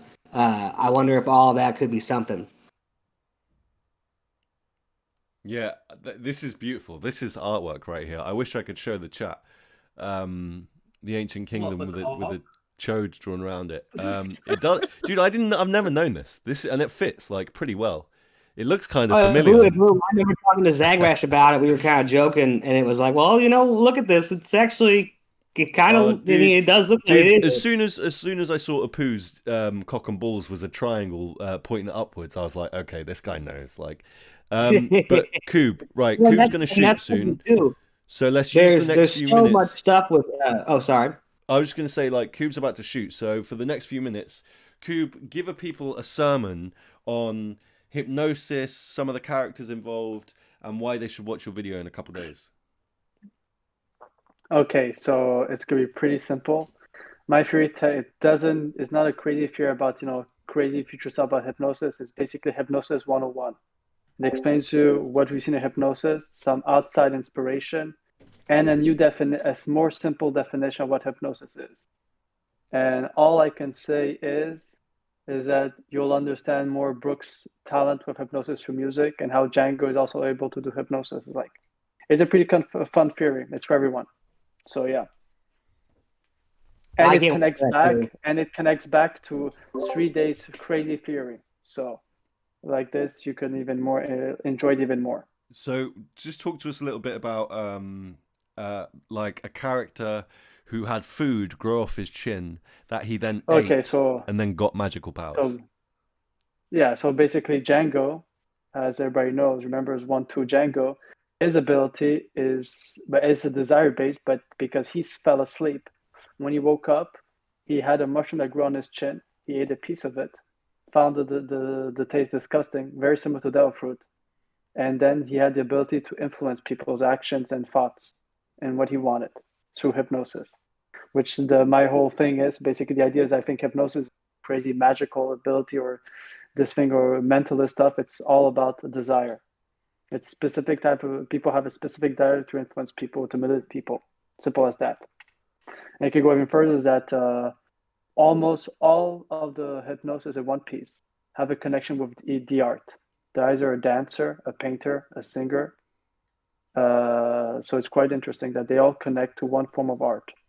So I do think it's Oda's way to say that the art has a way to influence and manipulate your actions. Yeah, if you're not careful. It ties into like influence as well, right? And possession and all this stuff. Because like we've been talking recently, we've always had Suru in the back of our... Well, Coob's got a lot of thoughts on Suru. But in this new chapter, we saw Suru's granddaughter, who just happens to be a tamer. Somebody who whips things into shape, which is interesting, particularly as we've just seen zones, which are like animals that are out of control and stuff. So yeah. Well, totally.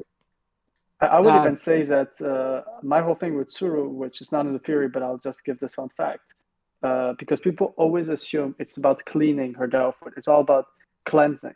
It's purifying. So I would like to say that I think Suru would have one of the fruits that would be a loophole to hypnosis. If she's aware hypnosis will happen, she'll like anything, with Hancock's devil fruit, is like if you know that it's coming, you can block it. So I think Sue, naturally, her fruit, if she's aware of it, she could be immune to hypnosis, which I do find interesting that, and I said that to Hyde like a month or two ago about that, and now we find her granddaughter, she's a tamer, which is interesting. Well, something that ties into your Django eating his phallic-shaped, beard mushroom thing or whatever, is that there are tons of stuff in Egyptian legends and myths where semen, and I'm not, for the edit, I'm talking about Marines, I guess, but being eaten by a god from another god, and that being used to show domination and a controlling of that god. And I do wonder if a lot of this stuff is kind of a cartoony kid way to reference some of these, ejaculate eating gods. Yeah. Yeah. That's a mouthful, quite literally. Yeah, that's a mouthful. But and yeah, Yo, no, I it's the whole. I gotta jump in and Yeah. say I'm laughing way too hard right now. But yes, Cube, please go on. Like what? Yeah. Yes, go on, The Cube. only Sorry. thing to finish the teasing of the hypnosis and thing is basically pure how I explained that desire is not just devil fruit. It comes in all shape or form. It's a spectrum. And I know that Elids will have fun seeing the theory because I know he hasn't seen the video yet. It hasn't been released yet, but I know a couple of people on the team have already seen snippets of it. But I think Elids will have fun. It's definitely pretty nutty that like Vegapunk was like, well, Lilith was like, Vegapunk still struggles to control like the raw desires, right, or the primal instincts, and then like we hear that like Vegapunk then bring up desire again about how fruits are physically made. So yeah, it's definitely like this desire stuff we talked about earlier definitely fundamentally ties to it. And before anything, because we talked about it like 40 minutes ago, and I forgot about it, and it was Fuelhide who talked about Momo's Delphu not being the right color, and for him it was a failure. I'm going more, especially with my hypnosis stuff in which I've been seeing painters, is I'm wondering if there's more to it. There was a reason why he wanted it blue. I think the color is important. Not in terms of ability, but maybe in terms of something. Like maybe it wasn't like if he was trying to recreate a certain Delphu, a certain will from the past, maybe he got another one instead of the one he wanted. Like I'm open-minded, but I'm wondering if the colors, sound, it's everything about the five senses. Maybe the sense of sight with colors is important. Yeah. I like that. I agree. Yeah. So yeah, but listen, guys, I have to head out. Family dinner. But guys, have a great stream. It was great chatting. Yeah, it's good to see you. Have a great night, Cube. Yeah. Au revoir. Yeah. Have a good meal. Adios. Yeah. Cool.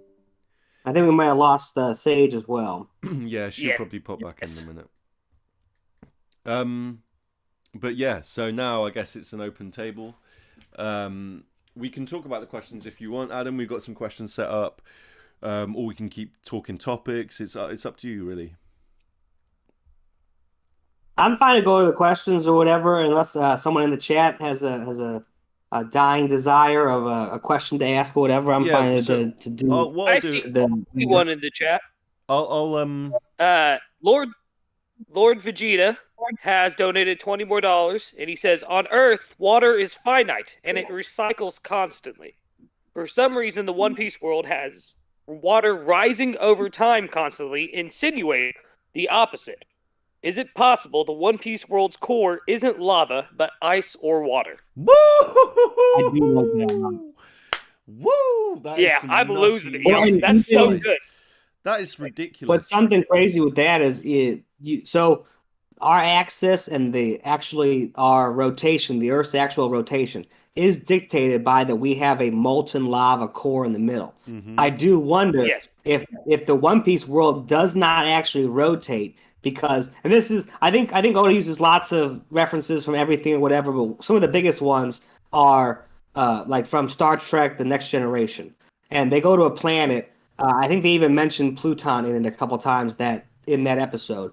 But the whole problem is the planet's core is hardening. There's no, they have to rescue these people or whatever with the Prime Directive, but the core is solidifying, which is going to literally throw the world off of its rotation around the sun. So I do wonder if in the One Piece world that version is either it's a hard rock, like rocks, whatever. But ice and water, that's a nice idea, because if it's fully ice, that would be kind of the same concept of it, not being able to make us rotate correctly to a sustainable human, civilization. Mm-hmm. Mm-hmm. Yeah. Yeah, that's pretty insane. I have this Red Sea theory that I have a two-part to, and I've always said I was going to make a part 3 one day, and I am.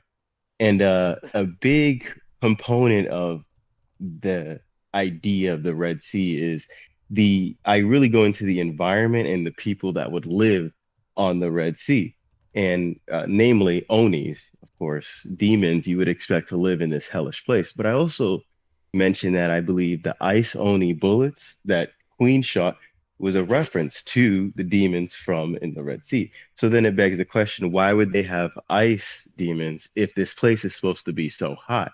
Well, I think we're going to find out very soon in Elbath because the world tree, which seems to be very similar to the Adam tree, the roots, there's going to usually there's three underworlds attached to the world tree. One is Helheim, Niflheim, and Muspelheim, I believe. I could just off the top of my head, so I could have That been was wrong. I impressive. could have Yeah, mispronounced nice. something. But There's a lot of basically, Heims. one is ice, one is fire, and one is fog. And the foggy one is the one most attributed to death. So when you think of hell, we think of like where the people go to die. So there's kind of a aspects of the Christianity version of hell in all three of those worlds. So if there is the same thing we're going to see in Elbath, that there's the foreshadow to that is actually Punk Hazard because that place was made of fire. There was a place made of ice, and then after what Caesar did, it was made of fog. And yeah, I do believe that there is going to be an ice component to the core of the Earth, and it will have a effect on the pole shift. That's something I've been looking into as well. I didn't speak on it because you guys were really going off on that. But I was just enjoying, but I have been looking into that in Skypea. Sorry, what? I was gonna say it's fire. Like just I'll add to what you're saying a little bit. Like, obviously there's this idea of demons or devils in One Piece, and we don't really know what it is, but we got some ideas. But then you look at stuff like Punk Hazard, right? And then you have Dante's Inferno from the Divine Comedy, right? Dante's Inferno, if you don't know anyone, make sure you go read it, right? Or look at a picture or something. But basically, we see all these layers and all these depths similar to an Impel Down.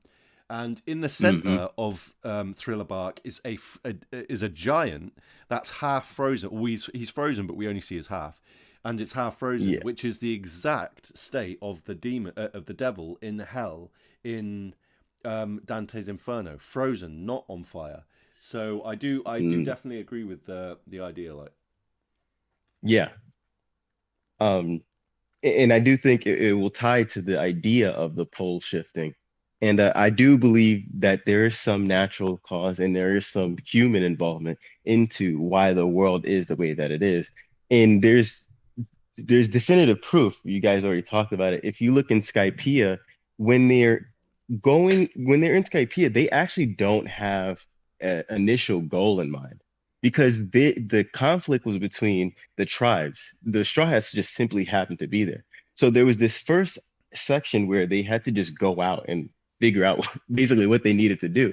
And there's this gag where Zoro goes in the wrong direction, which typical Zoro, which, there could be some truth to that. Why Zoro doesn't know his direction could be because maybe he's too in touch with the Earth. He's not the crazy one, everyone else is. He's the one that actually realizes things are off. But that's another talk for another story.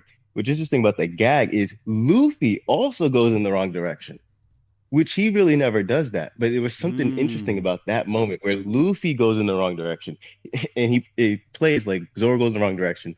Luffy says, "You're an idiot." And he goes in direction. And Nami says, "You're going in the wrong direction too." So I think that was Oda really trying to show us like something is off because there's also a compass in that very same chapter. And it shows east where north's supposed to be, north where west is supposed to be, west where south's supposed to be, and south where east is supposed to be. So clearly something is off. Definitely it's really interesting. I never thought at the time, never did it come into my brain once that it was intentional.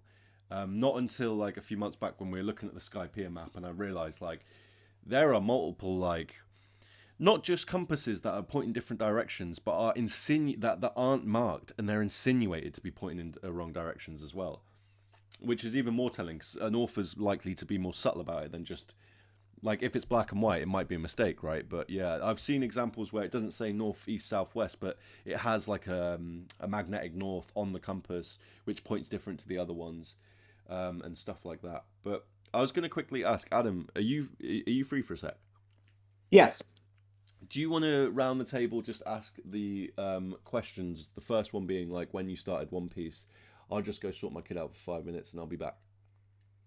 Okay, yeah, sure. I can kind of start that stuff or whatever. Perfect. We kind of gathered some questions beforehand that might kind of go around the table and each kind of have an answer for stuff like that. And I guess we can start with how and when did you actually start with One Piece? And you can whatever with the manga, anime, year, all that kind of stuff. And then also, if you're currently caught up, whatever, when did you actually catch up to weekly releases? And I guess we can start with Lucas, I guess. Okay. Am I lagging at all first? I just want to make sure before I start going. You're good right now. Okay. So the win of that question is I started actually. I'm the baby of the group. Everybody in chat. I started in January of last year. Oh wow! And by June, in June of last year, I had caught up completely on both the manga and the anime. So about 5 months. And then I want to say I've watched several different arcs at least 2 to 3 times. I think there's an arc even I've watched 4 times. And then I've reread the manga about 3 times since then. I'm on my 4th read through now. Now for the how I got One Piece, I won't lie. It's kind of a Tama story, so it's very sad. My brother passed away in July of 2021. I'm sorry. And he was really, it was pretty bad. I'm not gonna lie. And he was really into One Piece, like really, really into One Piece, and he begged me to watch it with him, and I was like, nah, I don't want to, because when I was a kid, my first interaction with One Piece was the 4Kids dub, and we all know how bad that is. Like, you didn't like the I just wasn't interested. Looney Tunes, guns, and lollipops and cigarettes. I was like 11 or 12 when it first started, so I had already saw some of the manga and knew that it was kind of brutal, and I was like, not brutal, but you know what I mean. It was more. There was more adult themes to it, I guess. So yeah, when I saw all that, I was like, "Isn't that guy supposed to be?" Exactly. And when I saw it, I was like, I saw Sanji, and I'm like, "Isn't he supposed to be smoking a cigarette? Like, why is he carrying around a lollipop?" So I didn't watch it, but he begged me to watch it. And when he passed away, after grieving for a few months, I was like, I'm gonna finish it for him. I'm gonna catch up, and I'm gonna watch it and read it. And I wasn't sure if I was going to like it or not at first. And now it's my favorite thing in the world.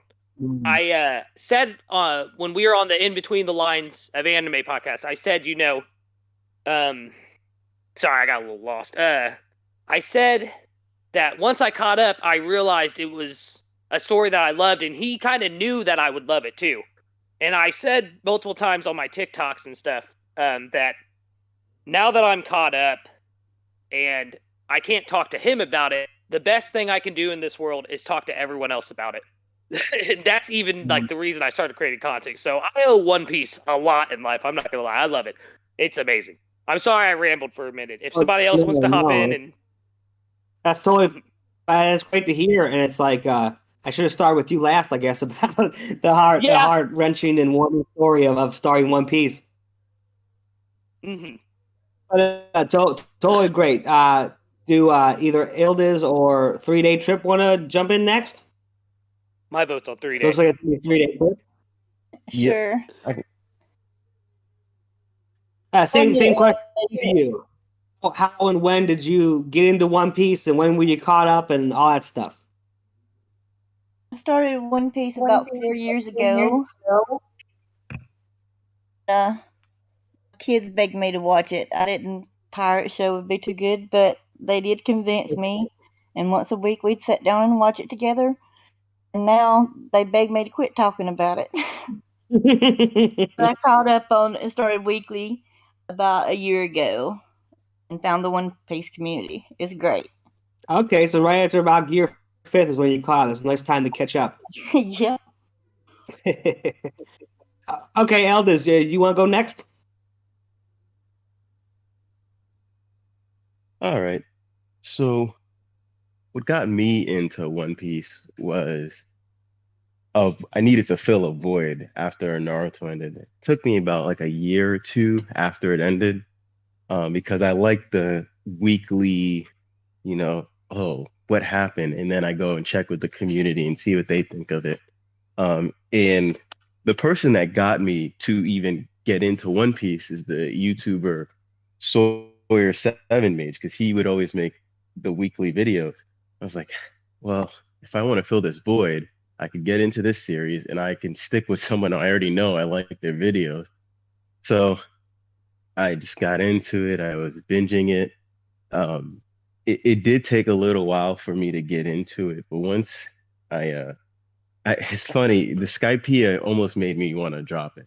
And it's crazy as a theorist looking back to that, because there's so much gold in Skypiea, but we only know that now in hindsight. I feel like 5 years ago, the opinion on Skypiea was so different. Now we look at it like holy, this thing and that thing. Oh, he was telling us this whole time. But regardless, once I got to a certain point, I started really, getting into the ideas of theorizing. But I caught up in like 2017, 18, and I didn't start making videos until 2020 because I wanted to make this video called Deep Dive Doflamingo, where I make a character analysis video essay, and I never made it. And I've now recently really feel like I want to make it, but I just love the community. So once I started interacting with people, it just made me really want to start making videos. And interacting with community, I want to say, because Lucas mentioned he only recently got into it. What I've noticed is people that got into One Piece recently make incredible theories. And I think it's because they're seeing so much of it in such a compressed manner and new. And Oda started to really pay off so much that they could recollect so many things that it's hard for us who, one, something could be in the past, and two, we get so caught up in our own preconceived notions. So those fresh minds, anybody who wants to get into One Piece theory, if you think new is a reason to not, it's the opposite. If you're new, you should definitely get into it because you're going to have something new to bring to the community. Totally. I agree entirely. Because I've only been making content for like 3 months on One Piece, and since then, because I've read it a couple times, but even like when I have only watched once, read it once. You're right. Everything was so fresh in my mind. I was like, well, what about this? What about this? What about that? What about this? And that's, like you said, the community is so welcoming. And I'm sorry to interject, but I just wanted to say, yeah, the community, you guys are awesome. Like in the chat, all of you guys here on the stream, like everyone's the One Piece community. It really is there are toxic parts of it, but it really is one of the least toxic fan bases that I've ever interacted with. Totally. Surprising as this, it seems like One Piece and Berserk seem to be the two best kind of fan bases for welcoming people. Aside from I some agree. Berserk fan base. The Griffith did nothing wrong crowd, on the other hand. Spoiler alert. I guess I'll kind of go on a little bit until Haid comes back. I'm a little bit older, I think, than most of you. I turned 33 this week. I'm a little bit of an old head, but where I live, there used to be this bookstore called Borders, and it was gone now. I think everything's just Barnes and Noble or whatever. But I remember walking by one day and I saw the Dragon Ball Z manga cover of Volume 4, and it was like, what is this? I thought originally that the manga was made of the anime without the colors in it. I thought they just used like whatever the stills are and kind of made it black and white for this book or whatever. That was in like 2000, okay? They released about 10 volumes of that by 2001, and then there was no new manga for a year. And I'm like 10 or 11 right now. I'm dying for content. And in the last Dragon Ball book, there was an ad for coming up in 2003, the U.S. version of Shonen Jump. And I dreamed about that for a whole year. I had no idea. There wasn't really an internet access back then or whatever. So my first interaction with One Piece ever was in November 2002, getting the early December 2003 whatever issue of the U.S. version of Shonen Jump. And I read it back and forth. I wish I still had it because I see on eBay they're worth like $1,000 now. I don't know. I got rid of mine somewhere. But I read the whole thing back and forth a million times, and I always kept reading the One Piece chapter. I don't know why. I just thought it was so cool, even though at that point in my life I was really kind of super into just the action anime, all the fight scenes and stuff like that. And there really wasn't much of that in One Piece, but I remember, at night trying to think of what the One Piece was, and oh my god, all this stuff. And shortly after that, they kind of started the four. I kept up with it, and I did, like I said, I didn't have internet. I kept up with the manga from the Shonen Jump releases. And I think I got up to like chapter 40 or something like that, but right when they're fighting the Cat Brothers in Syrup Village. And Syrup Village. And that's when because I was like Elders, I was super into Naruto the most. That wasn't in the first issue of Shonen Jump, it was in the second one here. But I was super into that, and I found out scanlations and stuff through Naruto. Used to have to go to the library back in the day and log into their library computers and just read manga. It took like 5 minutes to load a page. But I was always kind of into One Piece in the back of my mind, and I got caught up, I think, in around 2005, 2006. It was right about when they met Brook was when I got caught up.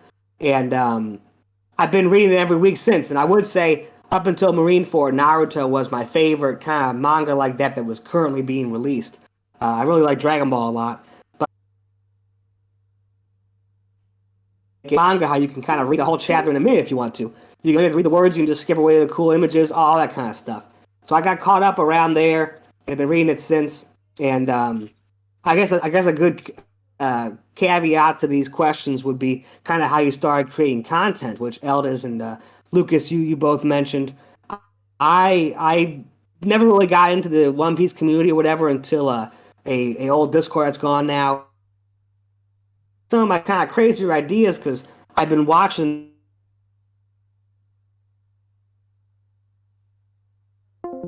Piece stuff until COVID started. So I really had never ever even thought about YouTube theorists or anything like that. And after watching them for a year or two, and finally talking Discords and stuff, was kind of, hey, I got kind of a lot of crazy alternative ideas. I had so many people coming to me telling me you should just make your own channel and stuff like that. So I eventually did just kind of, an alternate viewpoint of a lot of the ideas was kind of the basis of my channel. And 3Day, if you want to go on about how you started, the great, lovely story with the kids. That's so awesome. I have some friends on here who are having their kids, Elson in particular, is showing One Piece to his kids. So he's kind of getting to relive it through them, 20 years later or whatever. But I'd love to hear how you kind of start getting into doing One Piece content, theories, all that stuff. No, that's okay. Let Denden Cushy go. If Denden's back, I'm not sure if he is back or not. So I was trying to prolong. I can go temporarily, just quickly before 3. But my kid is kicking off, so I'm gonna have to sort him out. So like basically my history. The question is like when I started reading, right, and stuff like that. Yeah, when did you start reading, and then how did you when you got caught up, all that kind of stuff? So basically, I grew up in Germany, and like we used to go to an American military base like once a month and stuff. And this is back when life was good and everything was cheap and things weren't crazy. And I remember seeing this comic book, and it was huge, and I couldn't believe how cheap it was. And I realized it was all black and white, and I was like, oh, this is interesting. I was probably like 7 or something like that. And I bought one because it was so cheap, and then that was it. Like, it was Shonen Jump. It was Naruto on the front cover. It had the big 3 in. It had some other stuff in, Shaman King, stuff like that. There's one about Go, which was really good, and yeah, that's exactly it. Correct, yeah. And then so I just used to read it monthly, and I used to think that like, and I know this is very similar for a lot of people. Naruto was my favorite. Bleach was the edgy one, and One Piece was my least favorite, but it was funny. And then as I grew up, and I kept coming back to the story, and it developed over time, I eventually started learning about Joseph Campbell and the hero's journey and the idea of monomythism and like the fact the Bible and the Bhagavad Gita and the Quran, they have a lot like Buddha. There's a lot of similarities there. And then I started seeing these similarities in One Piece, and I was like, okay, this is kind of weird. And then the more I looked into it, the more I was sold. And then when I was like more involved with the community, and I met people that were way far like smarter than I am and stuff, that's when I started realizing like, oh wow, like this dude, this is the best. Like if I will hold me to this in the future, but in 5 years' time, I wouldn't be surprised if One Piece globally was starting to reach Game of Thrones kind of levels of hype, the early stages of Game of Thrones, because we see it everywhere now, and people are starting to really. You can see people having theories and stuff that are clashing, that they're very similar thoughts. Except from this crazy dude called Keb, who's just got like whack takes. But other than that, like everyone's got good similar thoughts, and the author's like, I totally believe in him now. So yeah, that's my story with One Piece basically. And I've watched a bit. I've not watched much. But yeah, I mean, I was watching episode of Sky Pier yesterday and today, as I say, and it does bang. Like when you get over the pacing issues and the 4 Kid stuff, it's solid, man. Like Oda is a G. So yeah, that's my answer. Okay, great. I want to add to that real quick, if I can. I always tell people, like, you're talking about how like One Piece is going to hit the levels of Game of Thrones and stuff like that. I truly believe that when all is said and done, you're breaking up a little bit, man. A little bit. The lag's cool. It makes it more interesting, Lucas. We've got to guess what you're saying.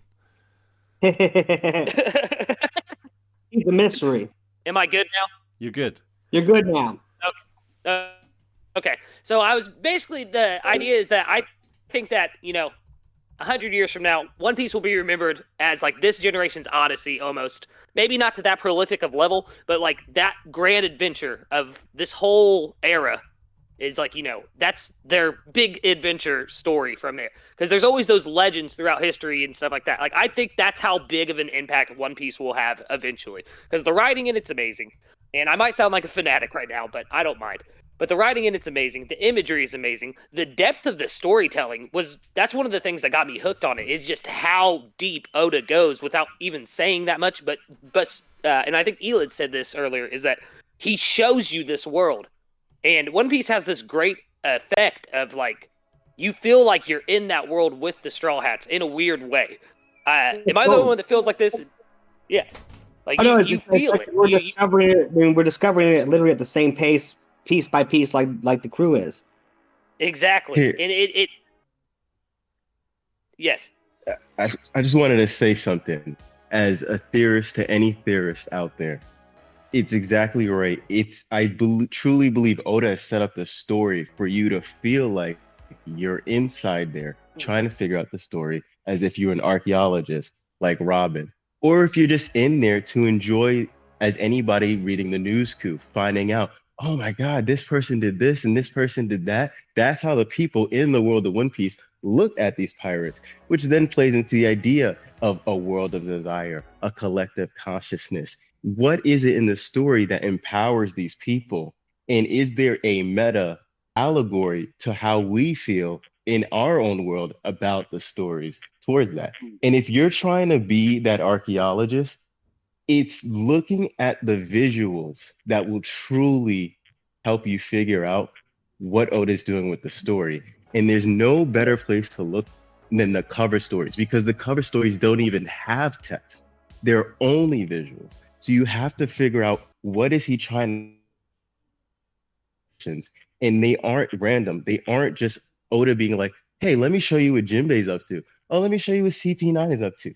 He's telling you stuff about happened in history.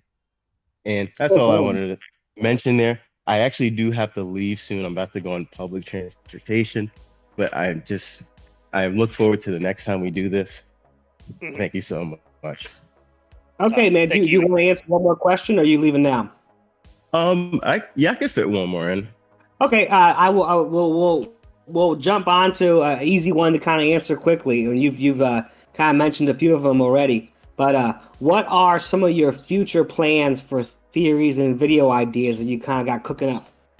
So, I'm just way too scattered because I have so many part 2s that needs a part 3 or a part 4. But basically, I want to start focusing more on the allegories of things and meta rather than predicting what I think is in the future. I think I'm really good at that. I think I've proven that I'm good at that. I've gotten a number of theories correct. And at this point, I don't want to do that anymore because I just don't find it as fulfilling. Us, you mentioned Joseph Campbell. That's a huge inspiration for me. That was my very first video on my channel, is in reference to Joseph Campbell and the idea of the monomyth and the hero's journey. And I used a lot of that in my theories that helped me predict things like, I saw that Luffy is gonna be attributed to the sun. He was gonna have a sun god form, stuff like that. And I kind of want to show people how I'm able to figure these things, not even just, hey, this is going to happen. Hey, here are the clues. Here are the real life references to these things. Here's the mythological things. Here's the allegories, the morals the author could be trying to teach. And so I'm going to be focusing on a series where it's kind of like dedicated to understanding hockey and how it creates double fruit powers, in going each color of hockey at a time. And so much so that sometimes a color might need 2 parts. And when I say a color of hockey, I don't just mean 3, I actually mean 7. It goes even beyond that, because then there's 7 and then there's black and white. And, there's a debate of whether black and white are colors, if it's an absence, it's all, it just gets super deep in that nature. So it's going to be a huge project when I finally hanker down and just focus on releasing that. That's my hardest problem as well. And speaking what you guys were all kind of talking about on a meta level, Oda kind of inviting us into this world of symbolism and ancient mythologies and languages or whatever. I literally remember after Marineford, when Luffy first said his dream and it was hidden or whatever, I remember thinking about that for days until I finally was like, you know what? I'm never going to figure out One Piece. I should just make my own manga series. And I think on a meta level, he wants us to kind of create any way, shape, or form that is, whether it's content, whether it's symbolism decoding, whether it's just talk. I think he's constantly trying to make us, the readers, and even just kind of thinking of ideas. You're creating ideas and theories. I think he is ultimately like a Geppetto type god figure who wants to make us all creators in our own right. 100%. This brings up a wild meta theory I have, that we as the audience are the One Piece. All of us coming together like this and creating theories, creating new works of art that are inspired by it. Yeah. I hear there's I think it can be, once we know. What is it? Sorry. Oh, I was just gonna say, I hear all the time people, the One Piece is real and all this stuff, and yeah, you literally, when you read it, you hold it in your hand every time. It's very real in our world, the One Piece. In one faction of one meta way, the One Piece, I do, and all that stuff themselves. Yeah, I don't know, just it has this weird way of bringing people together. The whole story does. This goes back to the meta thing that you need to hit me up, actually, because I'm done with the analytics of stuff like that. So we need to get together sometime. But of uniting people in a weird way. I don't know. I'm getting all smiley and stuff right now thinking about it. Like, just how well done that it brings together, not only in his world, but in our world as well. Absolutely. And you're breaking up a little bit. And real quick, I want to say, Elders, if you're close to leaving, if you want to plug anything or do whatever, now would be a great time. I appreciate it. I will just say, check out my most recent videos. I've been really going off. Went a lot of hard work into it. It was about. Sorry, what was that? That Morgan's one you had with the stuff and the pronunciations blew my freaking mind. Yeah, I love doing stuff like that. See, that's what I want to do more of. Because in that video, it's like I kind of just state it as a thing, but I'm not saying, oh, Morgan's gonna do this, Morgan's gonna do that. And, I just sort of I want to make a series, maybe call it Take It or Leave It, where I just say something and just leave it at that. You don't have to say he's gonna do this and he's gonna do that. Just brilliant name. This is this. Oda did this, and hey, That's what it is.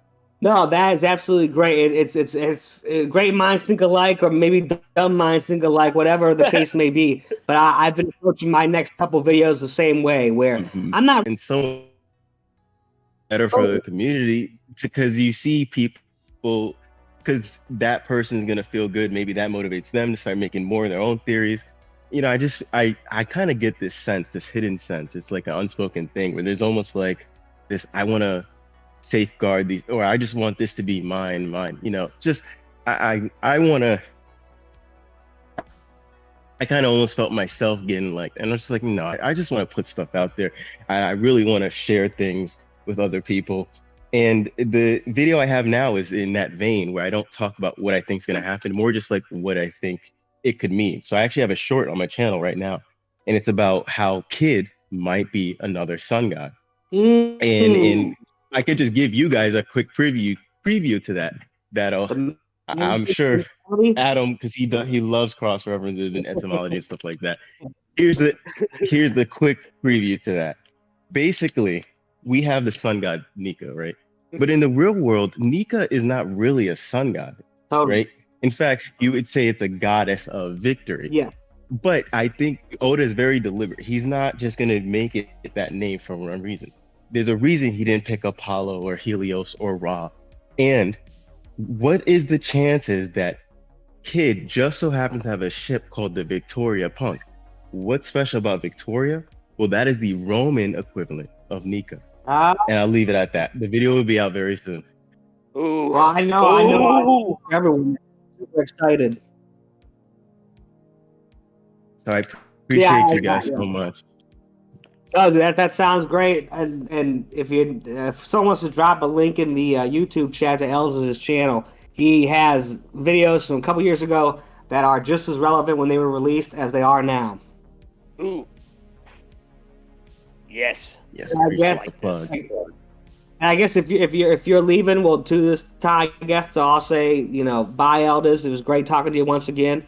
Maybe next time we can try to, I don't know, we'll figure out some time that works. We can all kind of be out here a little bit. But it is, as always, a pleasure and a trip talking to you. Yeah, it was a pleasure meeting you much. as well. I think this is the first time we've interacted. So you have a good day. Yeah, definitely. You gotta reach out to me. I gotta reach out to you one-on-one sometime for sure. Yes, sir. And same thing, you 3-Day. I mean, I've been talking to 3-Day for a while. So goodbye to you, to Den, and very soon. Keep up with my channel. There's gonna be some really interesting, enlightening stuff coming out soon. Good to talk to you too. Great. Again. Yeah. Peace out. Peace, man. Bye. Yeah, 3-Day, do you want to go next to any theory idea? I know you talked a little bit about the mantra Buddhist talk about as far as future plans, or maybe just the direction, like we were talking about, the content you're trying to curate. Well, I do have one I'm kind of working on now. Am I echoing to y'all? And not to me. Okay, I was echoing a little bit here. It's a crazy theory on what the One Piece is in the ancient kingdom, sort of. If you think about Bellamy when he mentioned the mystery, like the One Piece and the Emerald City, and what else was it? I think he might mention the city. Okay, El Dorado, whatever. Yeah. I kind of think Doc Sake might be right about something that maybe to do with memories. He says it's an afro holding memories, but I'm kind of thinking the One Piece could be a crown, and that's why finding it gives somebody the title Pirate King. Ooh. But it could also be that it's a key to the ancient civilization or something. Okay, I like that. And it won't work until the heir to the throne of the ancient. If you think of the ancient kingdom having, and it's called the Emerald City, of course that city would the Green Lantern, the Oa planet, where the color of Will is green. Okay. Kind of think of that Emerald City